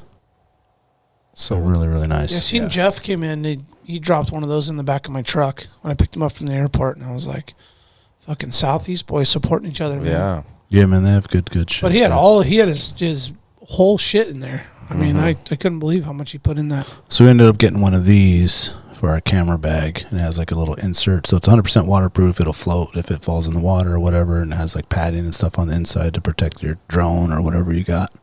They need to do one of these and then put some like quiet On, like on a brush fleece on the outside or yeah, something? like the So fleece. it's not like yeah. And they're building this stuff in Cake, Alaska. yeah, different colors. That's and what's everything. rad. wild. And you have to listen to the pod. We had such a good time with them. Like that's Came cool. on. Yeah, Oh, that's with the bike. awesome. And they'll Yeah. specially make anything for you. And so this is just, I mean, you can see he's with the backpack as like a floating device with all your shit in there. So we're 100% supporting these guys. Yeah. Good Yeah, stuff. dude, that's rad. Yeah. Yeah. Really good stuff. Really well made. Good quality. Can I give a shout out to a maker buddy of mine? Yeah, for sure. Check out Oh, please do. Multi-Stitch. It's a climber pun. I Okay. just keep making a bunch of fucking noise for you guys. I'm sorry. Multi-stitch? Yeah, so a type of climbing would be multi-pitch, where you climb multiple rope lengths. And Ethan's kind of doing bike bags and Which one is it? Multi-stitch sewing? Yeah. Is he up here? Yeah, he actually Okay. works at the gym. He's a trainer at the gym, and Oh, cool. Yeah. he's making that's bike awesome. bags. Oh, look at that. Yeah, and Oh, then cool. But that's cool is because he makes packs. Like his main deal is making packs, and those are all the scraps, so he's not wasting anything. Yeah. Yeah, so he makes these custom designed packs, and he'll go to the market and he'll measure your bike and then make you a bike bag. Yes. Oh, that's really cool, man. That's so cool to see Yeah, people and he's- doing stuff like that. That's the screw cannon. I was like, I need something to put like 20 ice screws in, and Ah, he like looked at a photo and then made that. Man, what a badass. that's not a beer thing? It could be, but it'll also hold dry screws. Yeah, Oh, that's cool, man. yeah. That's awesome. Dude, I bet he could make a mean-ass set of gators or something, Oh yeah, he would Oh, love yeah. that. He would love that. you know? Yeah, Yeah, look, because you're using the same kind of straps there. Yeah. yeah, and he gets all like different recycled fabrics and Yeah. Multi-stitch. Yeah. All right, Pretty following. cool. Following Yeah. them. Shout out to those boys. That's Dig cool. it. That's awesome. yeah, yeah. I think anyone who makes their own stuff like that in Alaska is pretty cool. You know what I'm looking for that I really want is I put this roof rack configuration on the top of my side-by-side. Mm-hmm. It's like maybe 4 long by 4x4, no? no, like 2.5, 3-ish wide. And what I want to put up there is a bag that like straps into the bars of the rack on the sides and the bottom, and then I can just load it with gear, and then it all just gets fucking zipped up corner to corner in there. You have to be pretty strategic. You have to be careful with weight, and it's almost like you see the tent bags on top of trucks, but without the tent inside. Yes. Bingo. I bet Ethan would be psyched to try to make that because he'd find some crazy fabric. Okay. You know, it probably wouldn't be super cheap, but he would like maybe for grins, man. Put me in contact with him and let me send him some photos and just talk. About it, because I'm going to use it for the first time this weekend, and I think we're going to get lucky, and we're going to get good weather, and so does look like I'm thinking about stuff that I'm going to put up there because I'm going to pull my wagon with my 4-wheeler, and then my wife and kids are all going to ride in the side by side with no trailer. So I'm going to have to put gear inside and on top, but I don't want to make it all top heavy and weird. I just want to put shit up there that makes sense. But I'm going to haul the heavy shit. And so I'm like looking at my gear in the garage, and I'm looking at it, and I'm like, fuck, dude, there's just only so many things that I think should go up there. Sleep bags and shit. Yeah, but if I had something like that where I didn't have to have the big dry bags, and like sleeping bags and the lighter stuff could pack up there nice and flat-ish. Yeah, cool if it went like way up high and it came to a seam, so then you could just roll top of stuff. So the rack is like this tall. Just make it then I'm thinking like double that, and then it's just flat. So everything goes in that. Well, no, I'm saying you open that big zipper and you stuff everything in there, just like really, really Tetris, like intricate. So it's all spread out real nice, and then zip it. That way, like there's no big Cabela's dry bags or big dry bags that I normally have. Right. This is before all these badass dry bag makers have come out. I still have my old bags, but I could put the sleeping bags and sleeping pads and all that shit up there, which is massive. It all takes up a lot of space, but if it was all tucked up in there and I could just zip it up, then I could just crawl up there real quick when we get to camp and just whoop, whoop, whoop, whoop, toss it out. That would be awesome. And it would be dry. Which is the big thing. He'll probably figure out. And he's like brilliant at thinking about design things you never thought about. Man, like what about this? Like I never even thought about the that. Geek out. Yeah, it's a good idea. I bet that's probably pretty good business too. Yeah. I mean, a lot of people got side by sides, and it would be great for anybody with a cargo rack on top of their vehicle too. Yeah. I mean, I'm sure some people are making them, but just something that's super dependable with really good zippers that can handle cold, hot, dry. The shit's got to sit out in the sun. You know what I mean? It's something that's going to take an Alaskan beating. And if he doesn't have it, he knows how to like source all that stuff. And all right. You don't want to just go with the classic blue tarp with a bunch of bunchy cords? And then trash bags inside that. The cars bags. I mean, that's tried and true, right?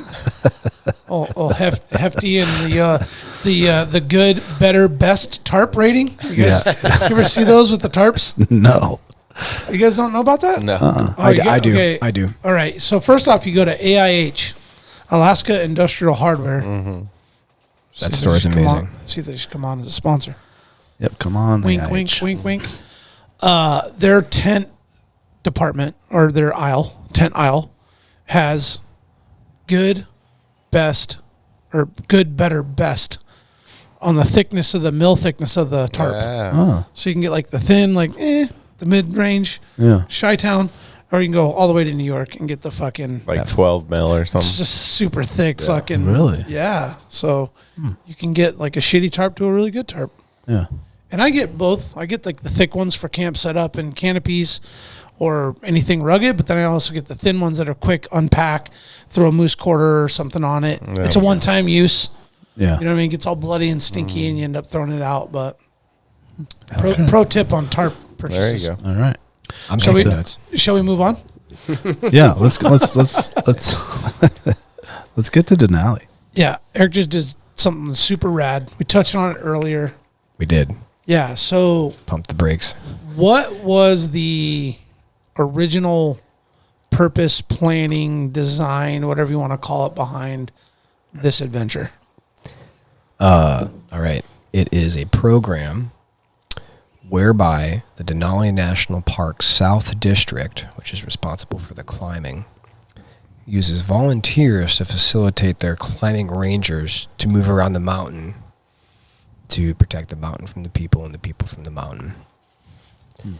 A funny anecdote that I heard once that I think is worth sharing is, a side note, there are climbing rangers in like probably 10 or 12 national parks where there's enough climbing happening that the National Park Service, the Department of Interior is like, we need a professional. Denali has those. So instead of in Yosemite where they're going to go climb granite and Denali, you have to go climb Denali. But because you're traveling on a glacier, you need people in your rope team in order to move around. Because if you fall in a crevasse, your buddies are what prevent you from going all the way in. Oh. But if they were to hire enough climbing rangers to do that, they'd need like 30, seasonal rangers, which is incredibly cost prohibitive. So side note, a ranger buddy of mine who's a climbing ranger was at a conference once where they had like a round table about, volunteers in our national parks. And they're like, all right, Yosemite, what do your volunteers do? They make sure people park in the right parking lot. And what? Okay, Yellowstone, what do your volunteers do? Like, oh, they pick up trash, Okay, Denali, what do your volunteers do? And it's like, they spend a lot of time underneath the moving rotor disc of a helicopter doing technical rope search and rescue work, traveling on a glaciated, terrain in -20 temperatures, doing primary care and first response. And the room was just like, yeah. Like, oh. Yeah. And some so next level shit. the Denali Rescue Volunteers is a nonprofit that helps fund the getting some equipment to the volunteers who have the appropriate skills to spend a month walking up the mountain with their climbing ranger. And so the national park has probably anywhere from 1 to 4 rangers climbing the mountain at all times and parading up. So you leave base camp, you get to camp 1, maybe you get to camp 2, you relieve the ranger from camp 2 and his team moves up to camp 3. They come down, you go, so it's this whole orchestrated thing where everybody's climbing the mountain a week apart. And in that way, you've got people like acclimated and all over the mountain so that at any point, if you need to respond, you got maybe a team of rangers and volunteers below and a team above. So it happens all the time that like it's not flyable at 14 camp, but it's flyable at 11 camp, and the person's kind of halfway between. And so you have a toss-up of to go up and bring them down or to go down and bring them up. So, but anyway, so you kind of are part of this team that's literally out there so that when people, get in trouble, you're there to do everything you can. Either it's first aid or, they fell in a crevasse and you're pulling them out. Sometimes it's body recovery. Sometimes they're shitting where they're not supposed to shit, and you got to remind them how that works up there. How does that work up there? It's the Clean Mountain Can program, CMC, or the Deuce Matron 5000. It's a green bucket. It's got a nice flare at the top. It's probably about 8 inches in diameter, and they're super burly, like you couldn't break them. You could drop them out of a fucking airplane, you wouldn't break them. Screw top lid, webbing enclosure that buckles around the lid, and then you shit in a compostable bag that is stored inside that bucket. And you, as a ranger and representative of the government, you carry all your shit off with you or have it flown off by the helicopter if you're lucky enough that they're doing resupplies and taking trash off the mountain. Guided companies, most of them, their concession contract is that they have to carry the waste off the mountain. But then a handful of companies paid extra money so that they could throw their shit in one specific crevasse. Oh. Yeah. Poopville? Yeah, The bottomless pit. it's the poop crevasse. The poop crevasse. Yeah, it literally is outside of 14 camp. And private climbers can do this. Because really the Park Service realized if they don't provide a way for people to carry literally the tens of pounds of your own shit that you end up carrying off the mountain, they're just going to do something inappropriate with it anyway. Yeah. So they kind of found one crevasse that's like high enough up on the glacier that by the time it hits the the watershed, it's been probably quite some time. And hopefully at volumes such that they're not damaging the water at the toe of the glacier. Oh. I feel like it's safe to say it's not. Yeah. You'd be surprised when you've got 1,200 people every year. They actually did find E. coli at the toe of the Kahiltna Glacier. Oh. Yeah, because there's not enough microbiome up in there to to clean break it up. anything down. Yeah, so. But. So they've done a study on that. Wow. Wow. Yeah. And that was the Clean Mountain Clan? Clean Mountain Can. Clean Mountain Can. Yep.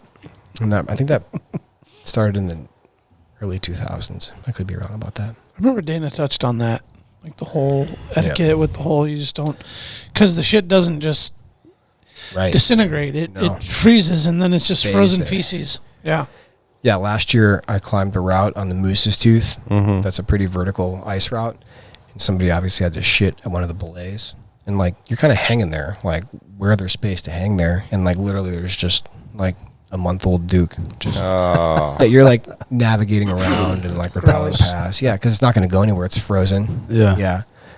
It's, like, streaked down the ice, you know? Yeah, man, it never goes away. It's a new hold. Yeah, and so if 1,200 people did that 1 to 3 times a day, you know, for a season. Fuck, Get it would pretty just be nasty. gnarly. Yeah.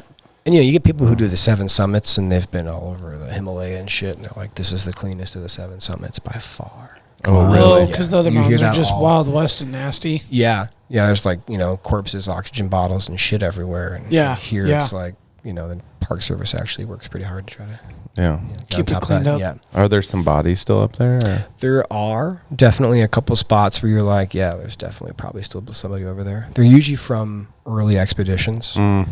Like there's a little sub-peak between the north and the south summits called Archdeacon's Tower. And a ranger that I believe was like, yeah, we never found the body of the Archdeacon. And he kind of died at the cliff below that tower. So it's a strong chance he's still there. Yeah, they're just unrecoverable. Yeah. And then people who do fall in crevasses, not all those bodies are recoverable. And so, you know, it's probably slowly being swept down the mountain underneath like some subglacial river, but yeah. So did Yeah, they- because it freezes. Yeah, and like the glacier will lock up, and then there's times a year when there's lots of water flowing underneath it and all kinds of stuff. Yeah. can they put any like bacteria to break it down in the poop bags? I don't know. That's an interesting idea. You know? Yeah. I mean, that's what we use when we're like on the Golcana. The little powder stuff. They have, that agent's like a coagulifying. Yeah, Coagulant. Yep. But Oh, I is that think not it what also you has like some sort of like bacteria that breaks it down in That's the cool. bag. I think part of it too is like the ambient air temperature at 14 camp for like the 2 weeks I was there didn't get above -20. Yeah. And yeah, that kind of stuff, it's like an exothermic reaction that would be so slow. Yeah. It's probably 1,000 years versus like Right. a day, you know? Right. Were most of the volunteers all at that 14? That is like the goal of the trip, is not even to really to summit when you do this volunteer and park program. It's to get to 14 where, oddly enough, when we came back down, we were back at base camp, and you feel like you're slumming it. I mean, 14 camp sits at 14,200 feet, and yet you've got a med tent, you've got a mess tent, you've got a comms tent, got some solar, we had Starlinks, we had internet. I mean, I was texting my girlfriend every day. That's cool. Yeah, it's pretty wild to be up there with the Park Service infrastructure. Yeah. Yeah, it's like, you know, I will say you're still on Denali, but it's about as cush as Denali can get. Yeah. Yeah. And so you spend the majority of your time there because that's kind of the epicenter of all the activity, and that's when the climbing starts getting a little more technical and people are more likely to hurt themselves and make bad choices and push for the summit when they shouldn't. More need for assistance of some kind. Yeah, and you're closer to provide that assistance. Yeah, and 14,000 feet, it takes you a while to get used to living there, but there's a camp at 17,000 feet, and you just don't, no one really likes being there. It's too you're high. not recovering, you're decaying. Is that the one where you get really sick and... Everybody's different, like some people just hit certain elevations and kind of shut down. Most people, if you go slowly enough, can hang out at 14,000 feet, but they're going to feel like shit for a week, at least. Yeah. And then eventually you kind of start being able to, you'd like stand up and go from one tent to the next and you'd be out of breath. Wow. Yeah. Do they provide the tents and all that stuff, or you got to bring your own your own bag, your own sleeping bag, your own personal kit is all like our own, but they do provide like the tents, the food, and if I wanted, they could have given me all of the climbing equipment I needed. Yeah. Big surprise! I have nicer shit than the government.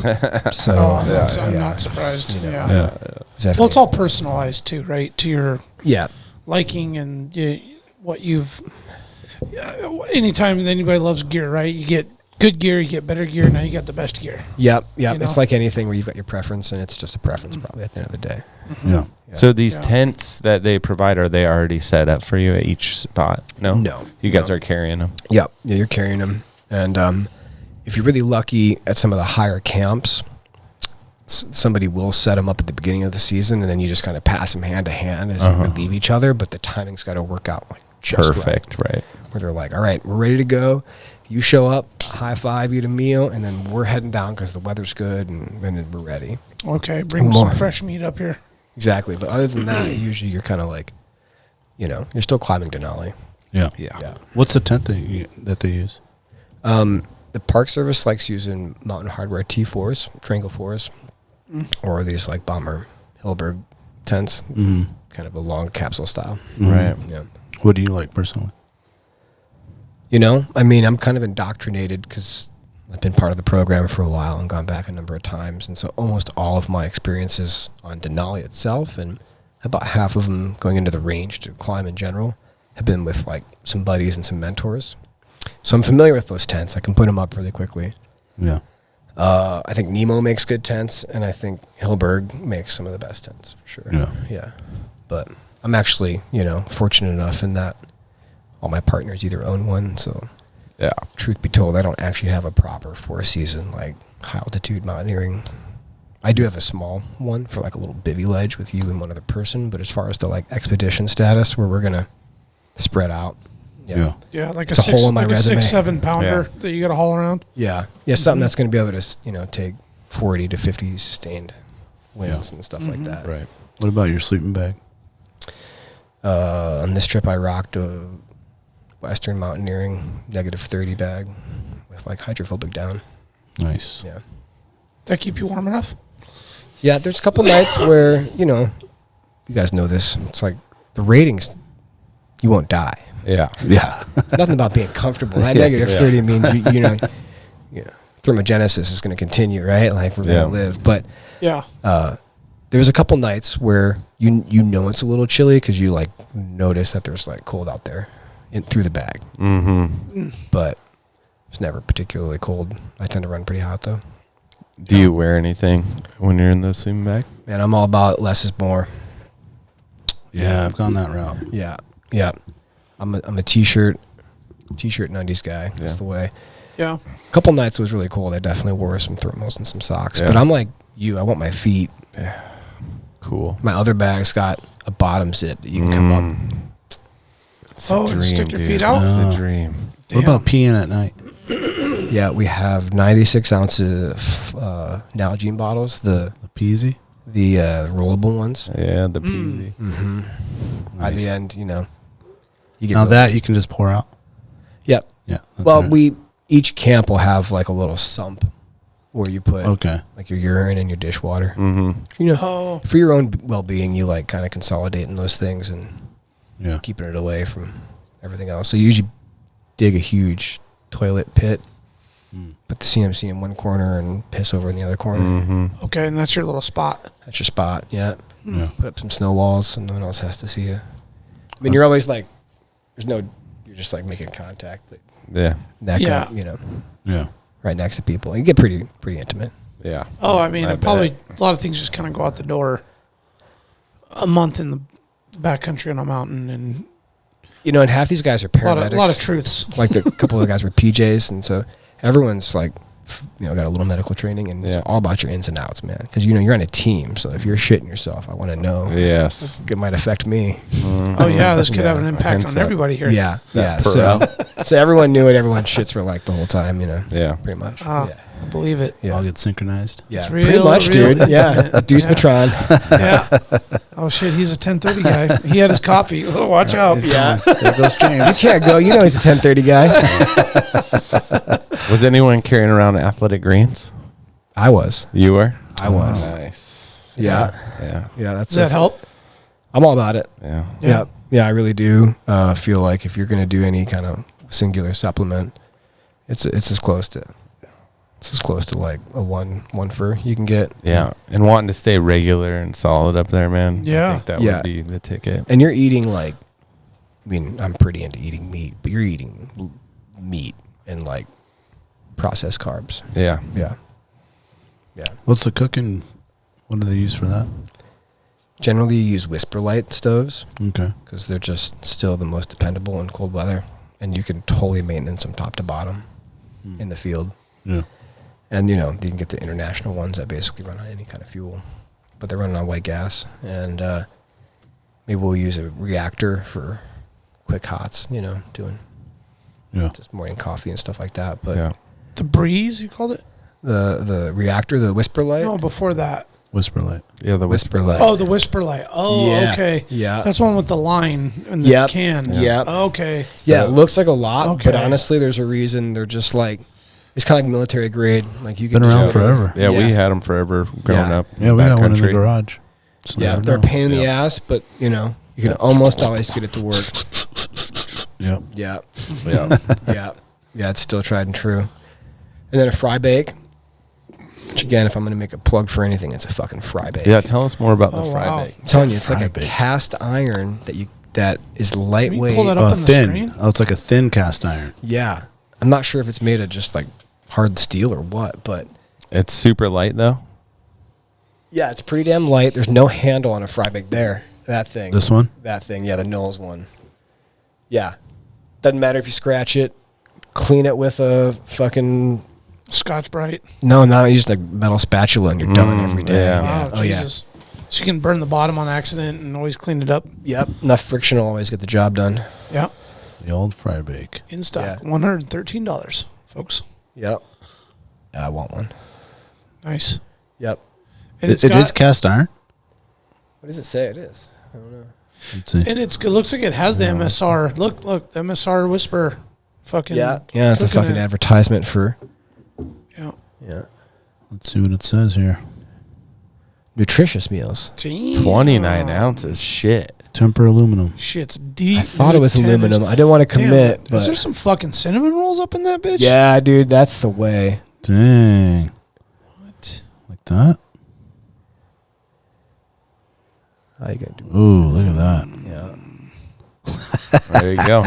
Brandon, your pack's getting heavy. The whisper. bud. Yeah, That's no not- shit, Yeah, dude. we're I already making those bring. enchiladas. There you go. Enchiladas You up- can start carrying that up to I the already sheep bring mountain. the extra little pot in the Oh, I bet if they have a in little Oh, you small do? one. pocket rocket. Yeah. Yeah. Well, so Daniel will bring the reactor for making coffee meals and everything quick, but I bring the pot as a backup. Oh yeah. So there's always a if his Always. shit goes out, I have a way to boil water. But then you can also kind of boil some meat or something in it. Like we've cooked grouse and ptarmigan, sheep meat. I just cooked that right into the reactor or whatever, We jet don't boil really for me. cross contaminate. Oh, See, really? we keep I don't like his to cross contaminate. his shit's Yeah. only water. Nothing gets cooked in it other than water, and then mine can be a cesspool. Oh, But with man. that pocket it's- rocket, too, and that you can kind of like. Do you do a pocket rocket in a little lightweight pot? Yeah. That's Yeah. exactly what I do for my backup rig. Yeah. Yep. It's dope. Yeah. Well, that way. And you can cook some meat on there like a Well, lot. I've done like I'll can put a simmer. little splash of water, salt, and then I'll put the meat in there, and then I'll make sure there's like some fat cut off of it. Yeah. Throw it in there. So it's just like this little tiny skim of water, and just like I get the pocket rocket hot, so it's almost like frying, All right. but it's not sticking inside my pot really too bad. Yeah. So you can actually have some like meat. That's cool. It's boiled. Yeah. You could probably just fill So that to with speak. oil and just deep fry a chicken thigh up in there. Just drop a whole ptarmigan in Hell, there. ptarmigan. Just like a Dude, man, like- deep fried turkey. Some tempura, man. You're doing some like Oreos. Yes. You guys want some? I always bring a little bit of coconut oil for my coffee, so like I can cook with that if I need to. Oh, it's a double. Double. Yeah, Okay. but just a little bit, It's like those like disposable like sriracha cups or something you would get, that little. Just that full. Okay. I think I might start bringing some lard. Oh, there you go. Bam. Just thought of it. Yeah. In like a balloon. I don't know. I better be in something sealed up tight. I know that much. It's going to get greasy quick. So the fry bake, I need that. Yeah, it looks dope. Yeah, the fry bake was I've been nice. looking at like the lightweight MSR pans and things, and I've never gotten to that point. And I'm like, man, would it be nice to just bring a pan where you could like cook some shit? Like a fucking freeze dried meal is great. All right, when you're hungry. No, they're not. I mean, that's when it's all you teasing, got. just teasing, you When know. it's all you got, but I mean, if you could like get What if something you took in just there? one of those little egg pans? Like Alexia brings one that's just like made to order. She can do 2 eggs perfectly on our camping thing. It's just a non-stick. It's this big. You just break the handle off. And they could use that. Well, The whole nonstick thing, though, is like, I think an issue. That's the whole idea with the fry bake is like, you're never going to flake off any coating or anything. It's like, you don't have to worry about metal. You just like, indestructible. Because I always want a nonstick, but I feel like in my camping rig, I'm going to. well, you're going to Scrape it destroy up. it. Yeah, that's straight. Yeah, I'm Yeah. not careful enough myself, I feel like. And I don't know that, is there anything non-stick that's really that light? I don't know. I do think like MSR and companies make some Oh, shit. yeah, but you could scratch those up enough where an egg will start sticking on it Oh, yeah. versus the old fry bake. Well, I mean, the secret to the fry bake, too, is a lot of butter. You know, it's not a non-stick Damn. surface, so you got So to if one- It's a provide. cast iron. So if one did decide to haul up like a pint of peanut oil, Wouldn't be the first person. and you decided, Oh, you could definitely fry I'm up going to some do one fry off, Yeah. and then you just dump it in the fire when it's all done, right? Well, it depends where you're I at. mean, if you're having a fire, yeah. if you're having a fire, you wouldn't really need the cooker. Anyway, all right. Pour it back. Oh, we bring some empanadas. I'm going to start bringing There you go. fry oil and beer from now on. Fry oil, empanadas, and beer.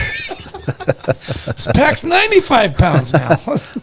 Well, then you get the chicken and rice, and then you make some fried rice with it. There you go. Dump it right out of the dehydrated bag. And okay. See, now I will say I wasn't hating on, you know, you got what you got on the Yeah, dinner. I mean, But when you're hungry, it is actually not bad. but the whole, so the cool thing about the Denali or a winter is you have a heavy pack, but you also have a heavy sled attached. Oh. So you can actually bring quite a bit of weight. So I think we had 100-pound sleds and 50-pound packs. So we, Individually, Yes. we're all hauling a 100-pound sled. yeah.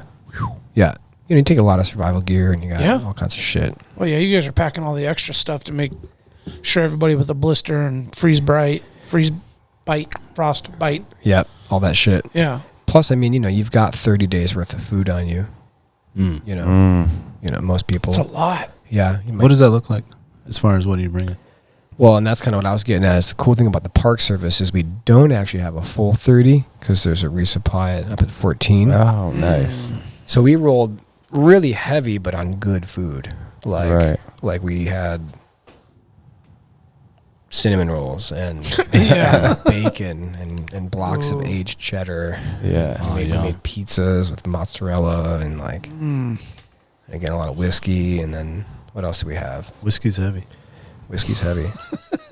You know, High first couple volume. nights we had some like we actually had like veggies, like Oh. like a pepper, Oh, nice. Yeah. before they freeze, and definitely some like some good meat. Yeah, we ate good. Yeah. Yeah. Are you guys sharing a tent? Or just kinda- On the way up, you are trying to save weight because everyone's rolling so heavy. So you'll rock. We had a 5-person team, so we had a 2-person and a 3-person setup. okay. And then once you get up to 14, there's a little more infrastructure. You can kind of pair out or single out if there's enough tents. Yeah. Yeah. I'm going to pull up that picture of you in that teepee. Yeah, those were terrible. That's what you photos. guys use for like the cook tent or for all kinds of different stuff? Yeah, that would be. You could break the whole Park Service patrol trip into two chapters: the way to 14 camp, and then after 14 camp. After 14 camp, there's like a mess tent that fits like 12 people. It's like a super big Arctic oven kind of deal. But as you guys know, the mid or the teepee is like just a pole and some fabric. And so at these lower camps on the way up, you just dig out a bench and a center counter, and you just hang out, living kind of below the snow surface there, doing all your cooking and eating and any like communal stuff, because it's that or the tent you're sleeping in. Yeah, you have really nowhere else to go. Yeah. What are these little things, like wind blockers? Yeah, those are like foil wind blockers going around the stoves. A full pot going on here. Oh, because even inside the teepee, you still have a lot of wind and like suction and stuff like sucking the air in and out. Yeah, we actually have, man, you asked for photos of me, but there are so many better photos I have that are not of me, that are like, we're actively hanging out, reading books, and it's just like blizzarding and snowing inside the tent and like accumulating, and it's just like part of life. Yeah. Yeah. Yep. So. How's your trivia game? Pretty bad. Yeah, before that, real quick, who brought the guitar? My buddy, who was the climbing ranger, he is a bit of a musician. He would undersell himself, but he's pretty good. He was like, dude, I got this carbon fiber guitar that's like meant for cold weather. Yes. Oh, sweet. The neck comes off with like 4 Allen, hex head bolts. Mm-hmm. You can collapse the thing down. He literally just strapped it to the top of his pack and didn't. Like outside in its gig bag in a blizzard, just like outside the tent, like no fucks. And wow, we played it most nights. I thought for sure it got choppered in. So this picture here, is this at the... That's at 14 camp, yeah. That's the mess tent. Okay. That's a med tent. Is this a little entry door? Yeah, a little vestibule, little Arctic entry. Wow. And this big propane tank, that thing doesn't freeze up out there? Nope. we were always futzing with regulators and shit. Yeah. Yeah. But they keep a whole host of medications in the med tent that aren't supposed to freeze. So we've got, some real legitimate propane needs. It's like a little mini... You're not supposed to say it's a clinic because that's the last thing you want to tell people. But essentially, we're operating with some kind of bare essentials. What's the burner that's using in there? That's like one of those big, like this. That's for the stove for like cooking. Oh, for the med tent. Yeah, we have little like they're honestly like little units like you'd have in a house, like pilot light and the whole bit. Yeah. Oh, like almost like a buddy heater, but. Better. Like they would honestly operate just like your, classic gas furnace would at a house. It's just like this big instead. Mm-hmm. Okay. Yeah, there's like a thermostat and everything. What was this camp called again? That's 14 camp. 14 camp. Yeah. So how big's that surface area up there for like 14 camp, like for all the tents and... Yeah.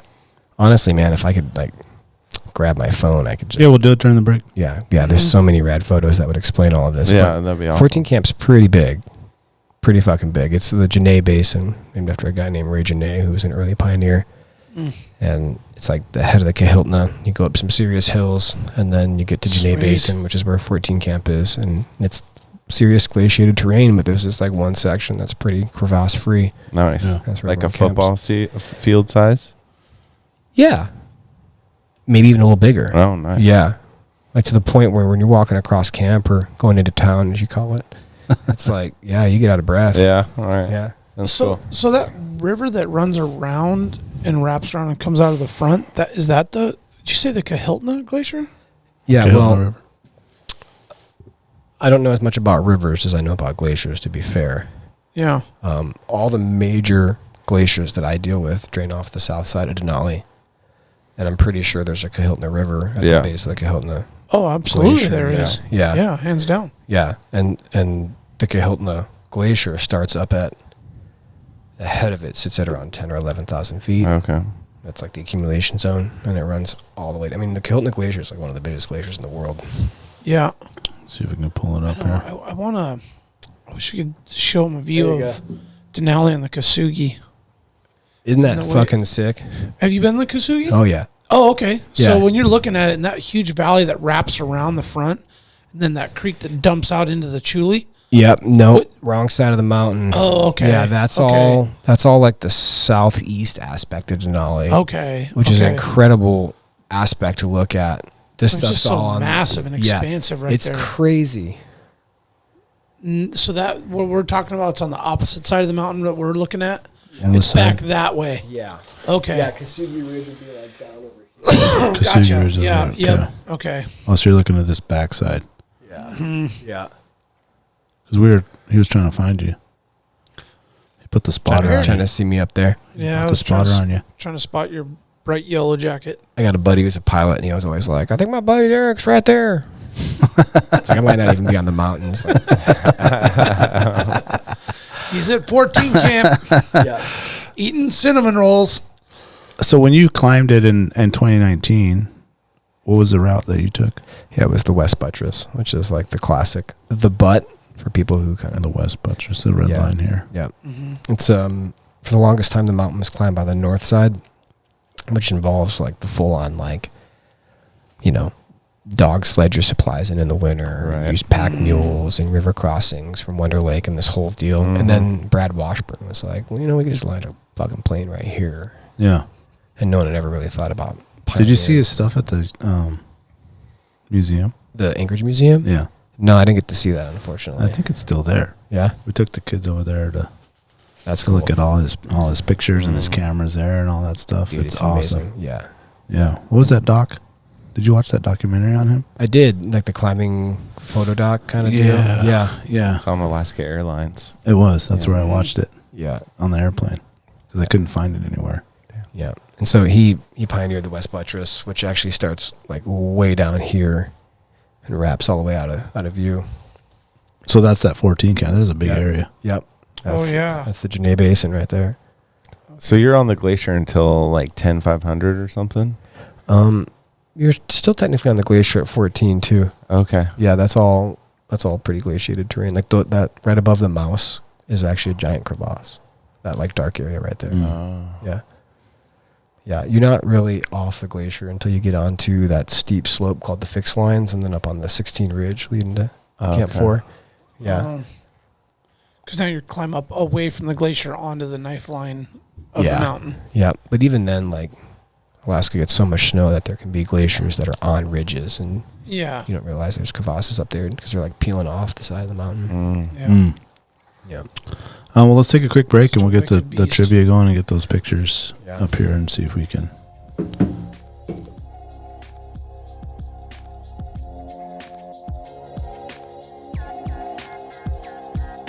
Big Ray's, the Alaskan outfitter, committed to outfitting Alaskans across the state since 1947. Whether you're a recreator, parent, guide, or corporate buyer, Big Ray's has the gear you need tailored for Alaska's harsh conditions.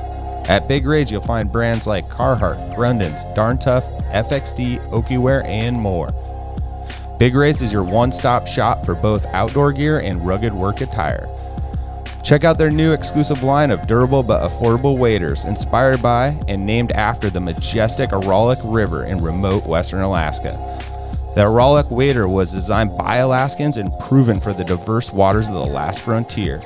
Visit Big Ray's at any of their 5 locations statewide, 2 in Anchorage, 2 in Fairbanks, 1 in Kodiak, or check them out online at bigrays.com. Tailored Restoration, helping Alaskans turn disasters into new beginnings since 1972. Their 24-hour services include fire, water, mold, post-emergency cleaning, and repairs. Tailored built its reputation with years of committed and reliable service to the community with innovative restoration and home remodeling. When you have an unexpected home issue at the most improbable time, Tailored has an emergency response number with trained professionals available to help you anytime, day or night. Tailored Restoration has locations to serve you in Anchorage, Eagle River, Mat-Su, or Fairbanks. Give them a call at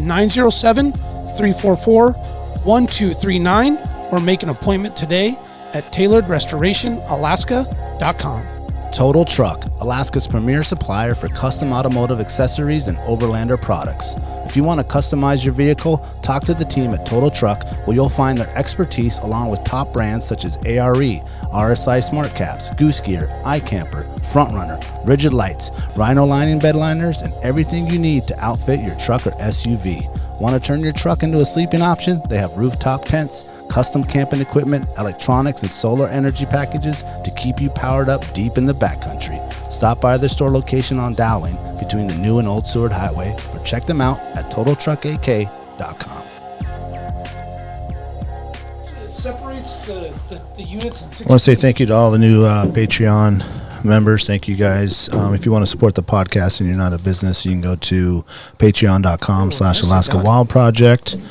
You can go to our website, AlaskaWildProject.com, get yourself a hoodie, get yourself a shirt, hat, anything like that, or catch us at some of these events that we'll be doing. I don't think we have any event we're doing until at least after hunting time, as we're in the full summer swing of things. Anything else I missed? Upcoming events?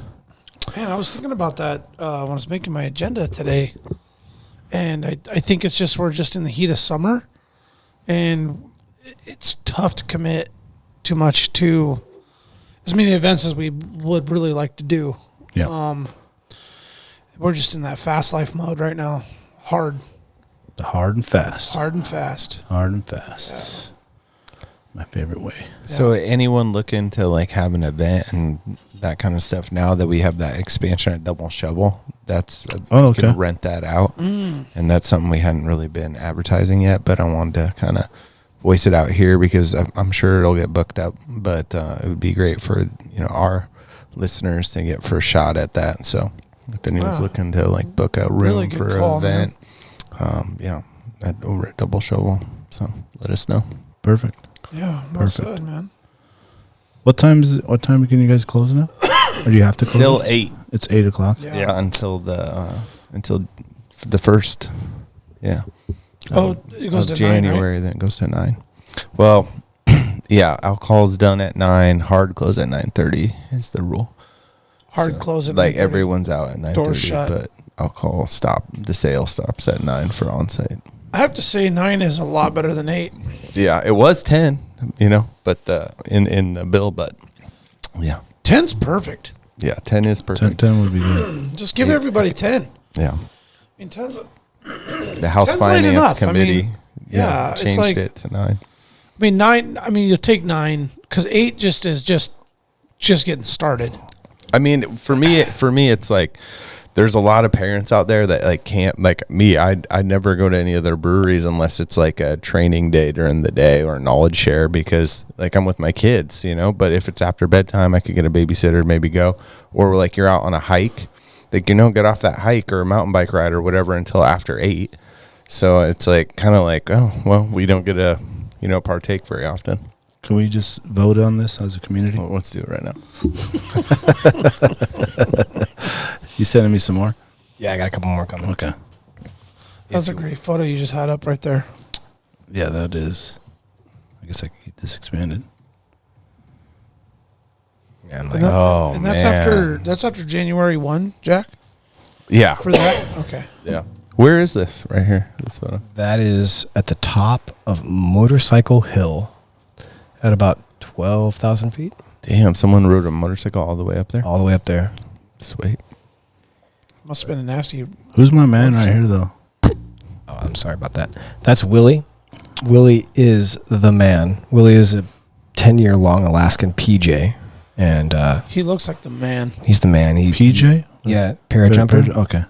Yep, and he's I like that little nose thing. He's the everyman. He fucking ran a sailboat out of Whittier for himself for a while. He fucking can recite Shakespeare, from memory, and he can patch you up, and we did a lot of tent yoga.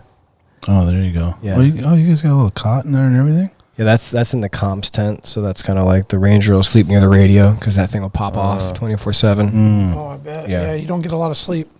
A little yoga action there. Mm-hmm. It's always good. Ooh. Little practice. It's weathery. Oh, look at the camp. So you can kind of see all crawling around Oh, the back. wow. Is that 14? Yeah, that's 14 camp. Okay. Wow, look at everything stacked in there. I like those boots. I see a teepee in the background there. You see that? A lot of mids. Oh, yeah. Oh yeah. How long would you be at 14? We were there for like 2 weeks. Oh really? Yeah. Okay. Damn. And a lot of that's beautiful. waiting on weather.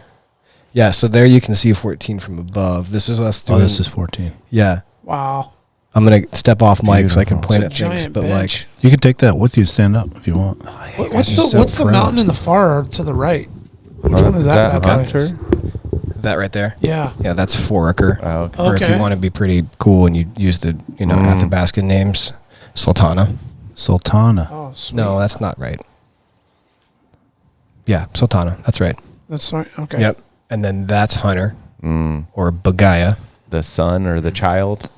I think so. I don't actually know what they mean. What about that secondary behind it? Yeah, those are both two summits of the same peak. Okay. Yeah. That's the north and south summits of Hunter, I believe. I'm sorry if I'm wrong. This looks like you could just throw on the skis and rip down this thing. It's a lot steeper than it looks, but yeah, people do ski it. You got some crevasses and some things to dodge there, but people do ski the rescue gully, which comes off of here, comes down. Oh, nice. And then we skied from here on down, and then we also skied over here between these crevasses. You brought skis up? Oh man, the way to travel is AT skis. Oh, really? Oh yeah, yeah. If you go back to that photo real quick, I'll show you something. Oh, look at that. The helo coming in. Fucking sick. Yeah, so you start back here. Oh. You come all the way up here, and you come around here, and you come up through here. And then we're at the base of what's called the fixed lines, which is kind of up to that big ridge. Mm-hmm. So we're using That's a really skis cool picture. too. You definitely ski to 14. Okay. Yeah, and then you can ski at 14 quite a bit. Okay. Yeah. And then you just stash them somewhere? Yeah, leave them there and then go to crampons from there out. Okay. Oh, crampons full time after that? Yeah, unless you're going to do one of the big ski lines. Like people do ski off the summit of Denali. And then there's like some big lines above 14, some like 3,000 foot lines above 14 camp. Wow. That are pretty serious, like no fall, steep skiing. But when it's good, it's good. The best powder I've ever skied is actually at 14 camp. It's like Montana blower, fucking hip deep, just no moisture. It's awesome. Oh, just sugar. Awesome. Like the best kind. Right. Face shots for sure. Yeah. That's awesome. Yeah. Those are great pictures. Very. What's with get the helo again? That is fucking badass, dude. Yeah. Brad, what's the organization that runs that? Which one? That's the national park. That's National Park? Yeah, that's the Okay. national park helo. All right. Is that like a little bubble right there? Yep. Yeah, because they're doing a lot of short hauling. So they're like looking out and like plucking people, you know. So, Oh, they need to be able to stick their head out and look down. yeah. Oh. Yeah. Wow. What'd you call that again? Yeah, that's short hauling is when you basically clip yourself to the bottom of a helicopter and dangle below it so that they can like sling you into cliffs or Oh, gotcha. down to, you know, like he lowered the basket down. Like so that's when you know you're in trouble. And they're like, all right, buddy, you got to crawl in this basket and we're going to fly you down 3,000 feet in the cold if you want to live.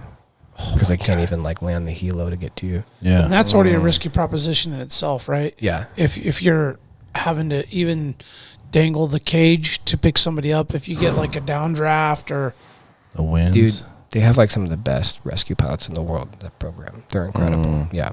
just ice water in their veins. Dude, I mean, I don't really know, but they're talented at, you know, being super accurate with those machines. Yeah. So what's that elevation that helo can go to? I think technically if it had to, it could probably dish some weight and go for the summit. Oh, really? But because it's super tricked out already with ultralight everything. Mm-hmm. It can fly to 17. I mean, last time I was up there, they delivered us fresh donuts from Talkeetna. What? Yeah, like they were doing a supply run and they were just like, bakery, helo, fly in, you know, to 17 camp, do a resupply, my and God, here dude. you go, guys, you know. Oh, yeah, it's pretty rad. Best donut you ever had in your life. Pretty damn good. Pretty damn good, yeah. So I know it can fly that high, and they can definitely fly a little higher than that when they're doing like ops above 17 camp. Yeah, and so I think it's one of those things though where when they're going to 17, they're only taking one passenger and they're being super specific already. Yeah. Yeah. Wow. Yep. Jackie, you ready? Yeah. All right. Let's see what we can find here.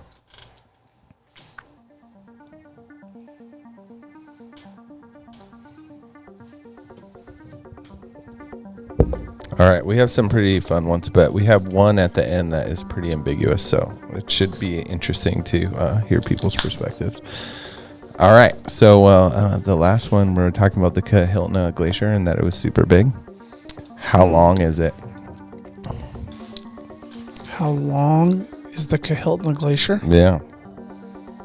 Top to bottom. 47 miles. Damn, this seems so You like that? He went big. packed. He went big. Yeah.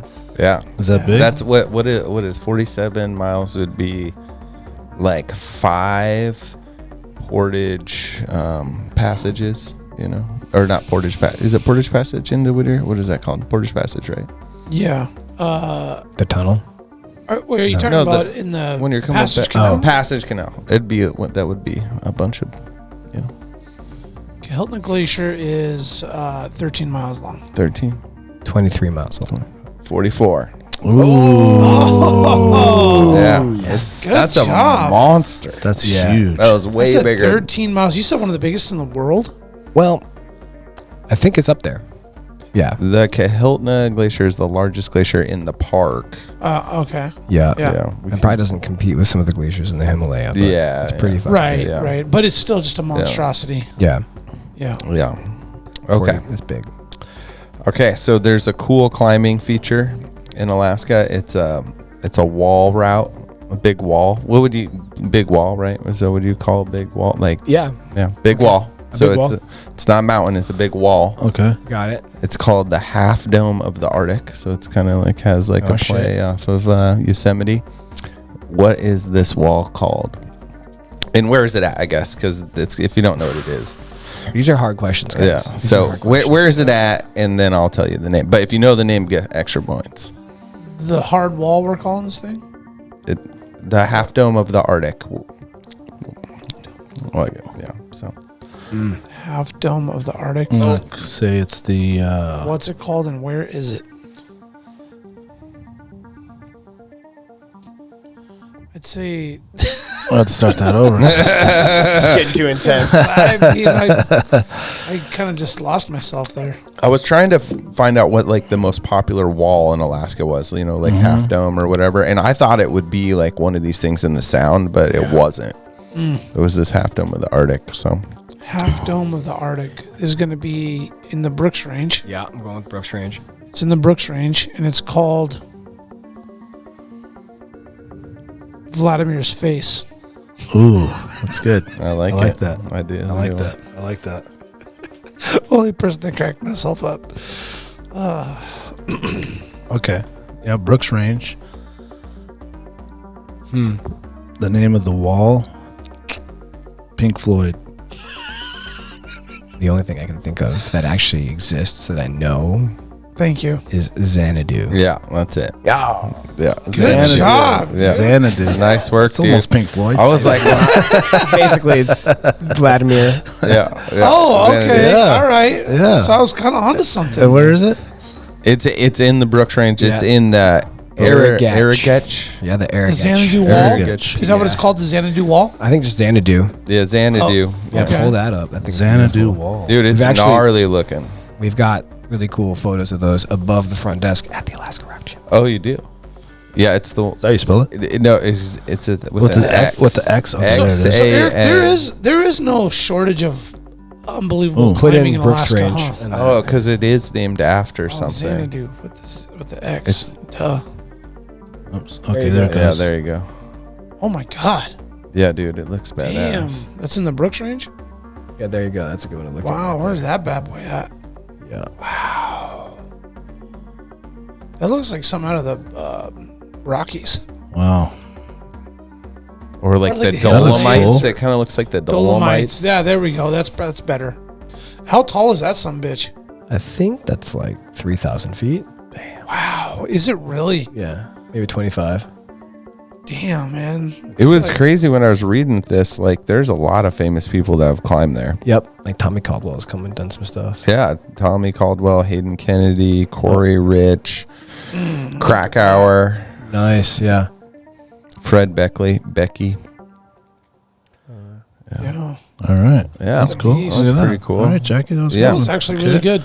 All right, so like a big thing in the mountain climbing world is these 14ers. You know, we were talking about, Yeah. and it's like 14K. above that you get like altitude sickness and stuff. So there's a bunch of them. There's 96 in the United States. How many of them are in Alaska? 14ers. Yeah. Oh, that's a tough one. 96 in the U.S. Mm-hmm. How many are in Alaska? Yeah. 13. How many total? 96. Because I feel like the Rockies have 39. majority of them. And then like California second.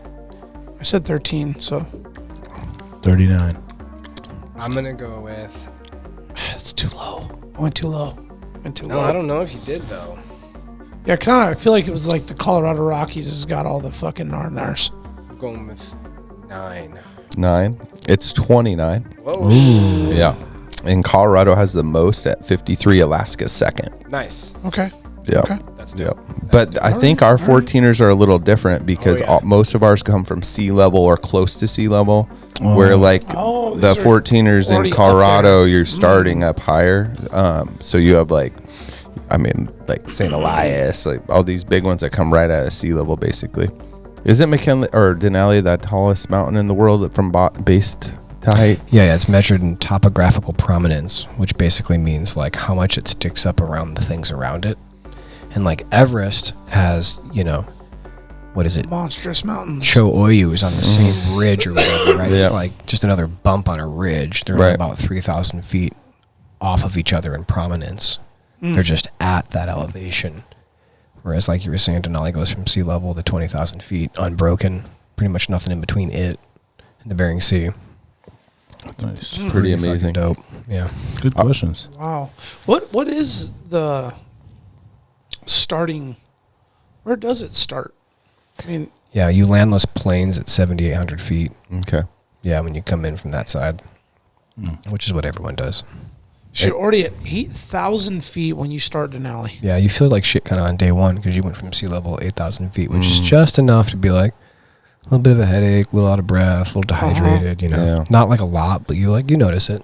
Yeah. How high are you where you start in the Himalayas for Everest? That's a good question. I think Kathmandu sits pretty high, and then I think like the Lukla airport sits at like 17,000 feet. Oh, Or okay. something like that. So you're way higher. Yeah. Yeah, that makes sense. So the last question I had for the trivia is this? We're still doing trivia. Hold on. Just like real quick. And it's more that I just wanted to hear Eric's perspective because Matt is like Matt Manfredi's a lifelong climber and stuff, and how he's related to us, and we hear about like what do you think? He's like a nerd in history on like first expeditions and what he thinks is the hardest place to climb in Alaska. So I just kind of like did some research on like what a lot of other people have said and kind of like pick the one that was the most popular. What do you think is the hardest mountain in Alaska to climb? Good timing. The hardest mountain in Alaska to climb. Right. And there's no right or wrong answer. There's just a couple that I kind of researched on. You're going Bear's Tooth? Yep. Bear's Tooth. Gosh, man, I don't even. There's one of the Wrangles. Man, I can't think of the name. It's in the Wrangles, though. I'm going to leave it at that. It's a, Elias? is that climbable? People have climbed it. I'll go with that.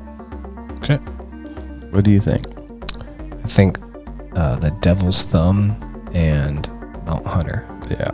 Okay. Yeah, Mount Hunter was like all around was like the most difficult. Like pound for pound. Yeah. There's like a whole bunch of stuff here, but yeah, it basically said Mount Hunter has the most difficult routes up. Yeah. Right. There's like No not an easy easy way. one. Yeah. Right. Okay. There's no just like nice slopes or gradual ridges or. The West Ridge is the easy way, and like last year when I was volunteering in base camp, these guys came down from trying the West Ridge, and they were like, "We've been soggy for 3 fucking days on our descent. I lost finger in my hand. Like, I didn't lose like blood flow. He's like, my hands are numb, but they're warm. Like it fucked him up just trying the damn thing. Yeah, like by the time you get on and off this long ass technical ridge, they didn't even get close to the top. You're worked. You're just worked. I'm like glad to be alive. Didn't even summon it. Oh no, Hunter rarely gets. Yeah, that thing's a beast. Yeah, I'll send you guys all this little link that I found about Hunter, but it shows the 6 reasons why, and it's pretty good. You know, it's funny because your mindset of mountains is the higher, the harder. Yep. Yeah. When you think about it, it's like Hunter's not the highest, but it's only a the hardest. 14er. Oh, only. It's only a 14er. Yeah. Yeah, it fucks Colorado people up all the time. Yeah, but then it just wrecks you when you try to climb it. Even the most trained climber, right? I think I sent you a photo of it actually. If you Wouldn't that be heartbreaking? Like you're like, I'm gonna climb every 14er, and you like do all the ones in Colorado, and then all these other ones, and then this is your last one. You're like, oh no, this is like in a different league. Destroys you. no, that's all of them, huh? Yeah. Never mind.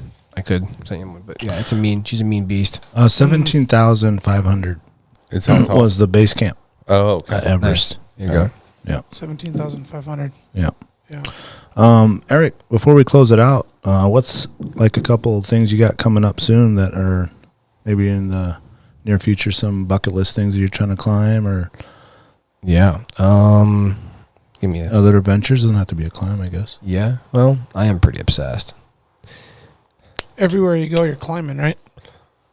Yeah, I've definitely With like the intent. I make that clear when I meet women.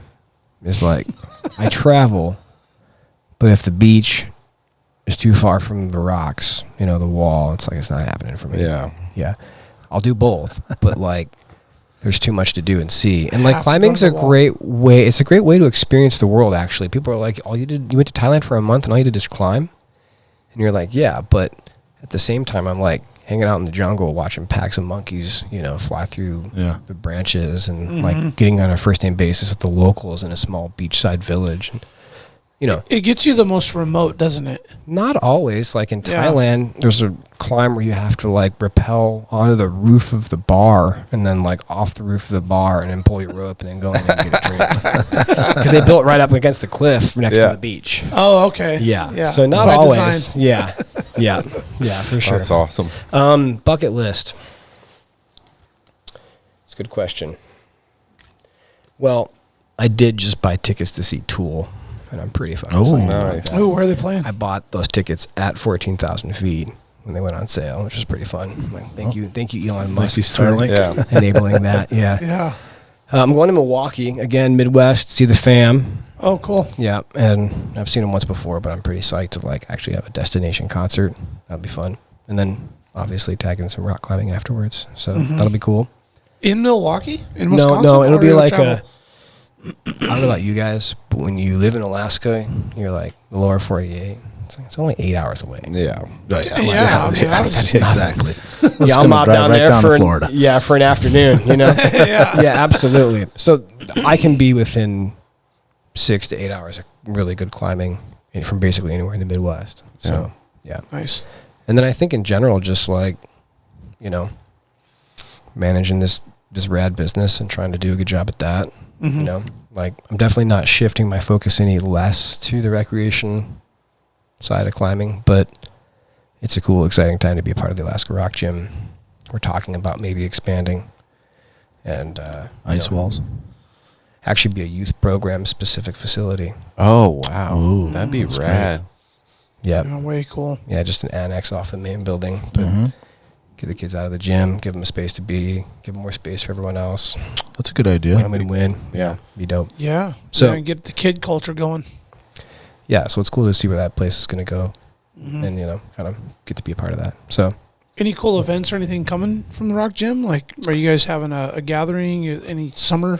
Do you guys do camps? Yeah. oh yeah, we're raging with camps right now. Really? All Okay. summer long. Yeah, we're probably getting pretty close to sold out on the summer camp scene for the rest of the season. But yeah. What do your summer camps look like? Tuesday, Wednesday, Thursday.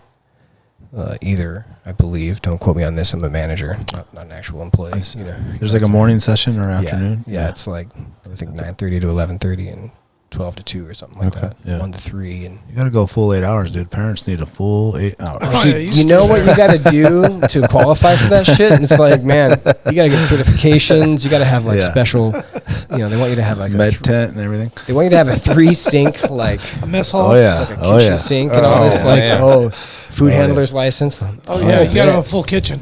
Yeah, it's got to be like a school almost. Applesauce No, by we're the not. bucket. The Alaska Rock Gym is not doing that. Yeah. No. Right Yeah, next to the bucket of exactly. Cliff Bars. It's my worst nightmare. Yeah. Yeah, no, not at all. Not at all. The mini camp's good. I mean, 3 hours. You're Those kids toasted are out. wrecked after that. Yeah. Yeah. But we are doing an event on August 19th. We're going to do El Cap in a day. Okay. Oh. So, Oh, wow. Yeah, so in the great lineage of all things climbing, the climbing El Cap in a day has become, the kind of the gold standard of excellence. And so what we're doing is a style of event where you have to simulate climbing El Capitan in a day in our facility. All right. Which can look a couple different ways. A couple years ago when we did this event, it's like, okay, if you want to climb this route, like the nose, it's 3,200 feet. So you need to accomplish 3,200 feet of climbing, which equals like, I don't know, 78 laps on our walls or something like that. But then in addition to that, there's like classic sections of these routes that just really are like the iconic photos you've seen. Yeah. And those are oftentimes the hardest sections. So we'll set similar things in the gym to simulate kind of like these classic great roof pitches and stuff. So the hold movers We were hanging. getting to work. Yeah. Well, no more than usual. No more than like, it's kind of all part of it. It's like, how do they replicate these classic things? Yeah. They don't get to do that very often in a gym. Yeah. Yeah. Yeah. And then this year we're doing a thing where you have to actually climb like the difficulty of routes in order. Oh. So like the nose starts with like a 5/8 pitch, and then you do like another 5/8 pitch, and then you do a 5/11 pitch, and then you do a 5/7 pitch, and you do a 5/12 pitch. And it's kind of like you have to do it in order with some of these classic features we'll set Yeah. to provide like the whole experience. That's cool. Yeah. How many people Sounds finished it so last hard. time? I'm not sure how many people finished, but we had about 100 people participate. Okay. Yeah. All right. Yeah. Oh. Come on. And what would be like the shortest time? Like, Dude, one kid, we didn't design it very well, and he just like cranked on the auto belays, and I think he was done in like a couple hours. oh, really? Yeah. We He's just like, like "I got boom, boom, this." boom, boom, boom, boom, boom. Do the couple things, crank it out, done. Yeah. Yeah. Wow. Yeah. How many climbs you say would it be around? 70 something? Yeah, if you do That's the insane. math. In a day? I really quickly, I'll Dude, just I did plug 2 it and I right was here. donezo. 3,200 divided by After 1.5. I was 76 laps Yeah. on our Oh my walls God, would be dude. That's so many. That's a lot. I'd be like, I'm gonna do 4 in the morning, and then wait a Exactly. little bit, have coffee, do a couple more. Yeah, Oh, you got all gosh. day. Yeah. Okay. Yeah. Okay. Okay. You can take breaks. Yeah. And then what happens when you fall through the features and stuff? Do you just repeat that feature? It's a good question. Yeah, it's like, do you just have to get through it, or do you have to do it from bottom to top? We don't get that specific, you know. It's like start over. It's like, yeah. You Oh, gotta that would be start. the shit. Yeah, I mean, That a really lot of ratchets people up do, the stakes. Yeah. but I think just For the getting- pure challenge of it, like, fuck, I failed. I got to start over. that is kind of like an cultural thing with climbing. Is eventually the goal is to do it almost like a gymnastic routine where you can do it from bottom to top flawlessly and not fall. Yeah. So in the beginning, you kind of count your success in like how few falls you took, and you have like language for if you did it. Like the goal is to do something on site, which is like, I've never seen this shit before. I roll up and I fire it, you know, on like, that's on site. And then there's a whole system of talking about how like from there people work things over sometimes years, the elite level, the cutting edge, to like dial it down to where like the nose, for example, is incredibly hard. It's like 14D, I think, or something. Yeah. Yeah, and it's like really hard style of climbing. It's really friction dependent, holdless, sheer, smooth granite. That's all like technique, and it's really, really hard. Like very like 5 people, 7 Super people mental. have like free climbed the nose. Right. Wow. For as many people who like do it, you know, pulling on gear. Yeah. Right. So, yeah, that's Okay. what's going on there. Last question for me. Favorite climbing movie? Or maybe one that everyone should watch. Yeah, Both. How about that? Your favorite, and then one that's like, man, you guys should watch this. I think being an Alaskan and like being an amateur photographer and a climber, the one about Bradford Washburn, The Sanctity of Space. Yep. Yeah, where they talk. I mean, it's a climbing movie. You're watching them climb a new route on the Moose's Tooth. That's fucking cool. It's hard climbing, and it's in the Alaska Range. And then they're simultaneously like recreating these Bradford Washburn shots with like modern technology. It's pretty cool. Is that more like project. a documentary? It is. Yeah, it's Okay. kind of a mix. What's Yeah. the movie? The Sanctity of Space. Yeah, it's excellent. It's excellent. Yeah. I mean, some of the And they got these pictures, I think they're still up at the museum. His whole thing up there. He's Yeah. got a whole huge room. It's beautiful. I think they did something similar up in the Princess Lodge north of Talkeetna. Oh, cool. They put like a specific to this film museum set up there with like a bunch of breads. Yeah. Yeah, I wonder if it's the same collection and they like. I'm sure they move it I around. wonder. Yeah. That was an answer for a guy who's watched like real climbing movies. Yeah. Yeah, I mean, like, I'm like cliffhanger. I mean, there's so many terrible, amazing climbing movies. One's called like The Killer Pillar, and it's like Yosemite Vertical Edge. long-haired shirtless dude meets girl from inner city gym, teaches her how to climb outside, and then they have like a near-death epic where she has to save him and conquer her fears. And the whole time the acting is just like terrible. All the climbing facts are totally wrong. You know, it's super campy and over the top. Yeah, there's a whole wave of like modern B level. Yeah. Oh, that's funny. Yeah. So.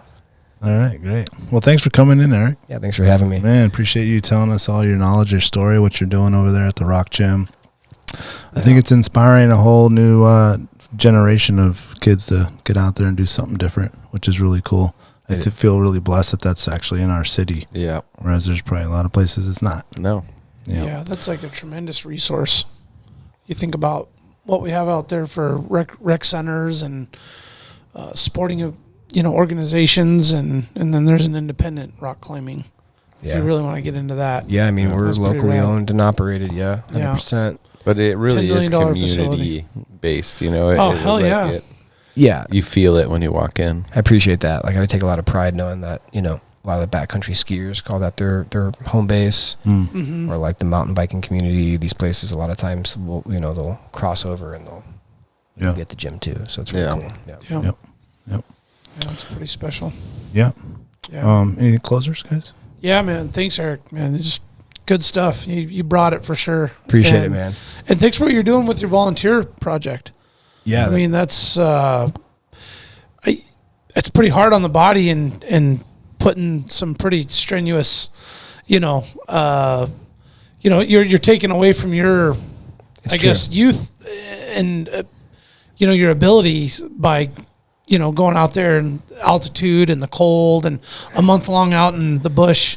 Yeah. I mean, that's it's not like you're being compensated really like it's a big time job, right? It's more of a love and a passion for it. Oh, 100%. Yeah. And it's really cool because you're in a service mindset, and that's really what it's all about. Sure. Yeah. Sure. You definitely embrace the suck. Yeah, you do. Yeah. No, but and on top of that, we didn't get to touch too much on it, but from your artistic musical side, but thanks for what you do for teaching kids how to play guitar, learn and teach music. I mean, you're lots of facets and many jack of all trades, things you got going on. So yeah, well, I'm When's the definitely album drop? I'm hoping 2024.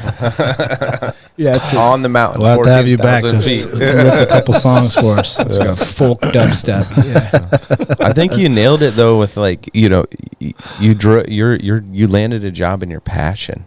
Like, Yeah, people man. don't get that, and then on top of that, you're in the community, you're helping people, and it gives you access to groups of people doing cool stuff, that you want to do. So, I mean, you nailed it, dude. I think like fate found your home, man, and it's cool that you're an Alaskan guy. I appreciate that, man. Yeah, I like to say that I would have had to tried hard not to end up in Alaska. It really seemed like all roads pointed here, whether I had no plan. It just happened. Yeah, and it feels like you're yet again another really badass rad story of an Alaskan who didn't know they were an Alaskan until they got here.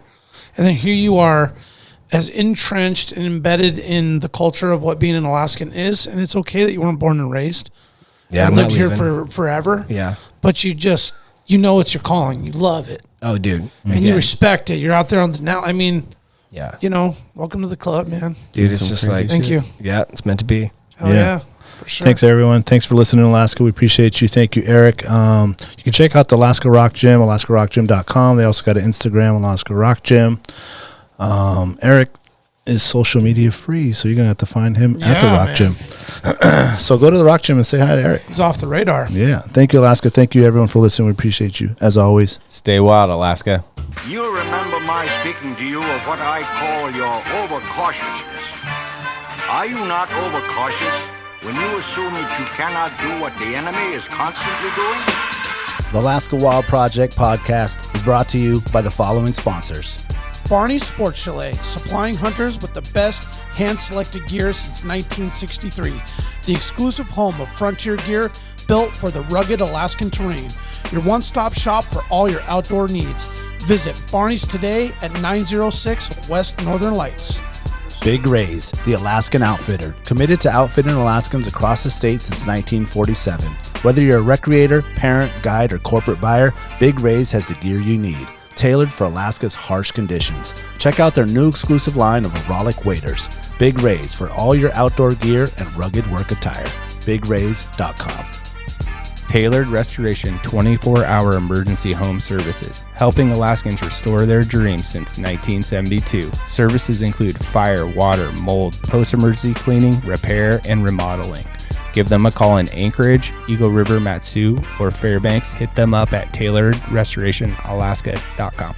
Total Truck and Alaska Overlander, Alaska's premier supplier for custom automotive accessories and overlanding products, providing all-inclusive rental vehicles and trailers custom outfitted to explore the Alaskan backcountry with a unique and convenient traveling experience. TheTreehouseAK.com, located at 341 Boniface Parkway, Alaska's own and grown cannabis and CBD store. Ask the bud tender what the strain of the day is to get your 10% off. The Treehouse, where the culture lives. AKO Farms, located in Sitka, Alaska, built from the ground up with concentrates as their single motivation, with exclusive products such as their sugar wax, full spectrum diamond sauce cards, and more. Ask your local bud tender about AKO. Marijuana has intoxicating effects and may be habit-forming and addictive. Marijuana impairs concentration, coordination, and judgment. Do not operate a vehicle or machinery under the influence. There are health risks associated with consumption of marijuana. For the use of only by adults 21 and older. Keep out of the reach of children, and marijuana should not be used by women who are pregnant or breastfeeding. The Bait Shack, located on Ship Creek upstream of the bridge. Can't miss the bright red shack. They're the go-to fishing gear rental and guide service on Ship Creek.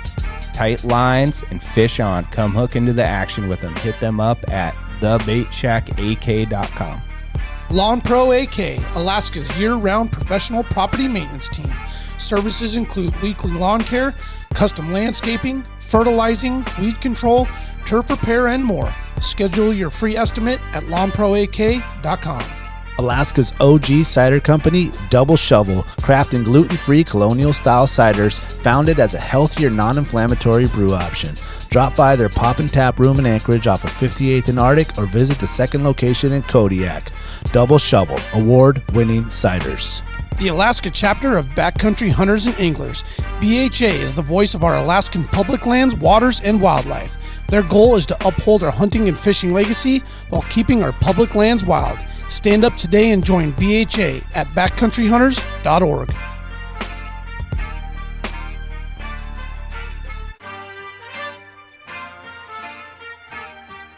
Should you not claim to be at least his equal in prowess and act upon the claim? I say try. If we never try, we shall never succeed. This proposition is a simple truth, and is too important to be lost sight of for a moment. If we cannot beat the enemy where he now is, we never can.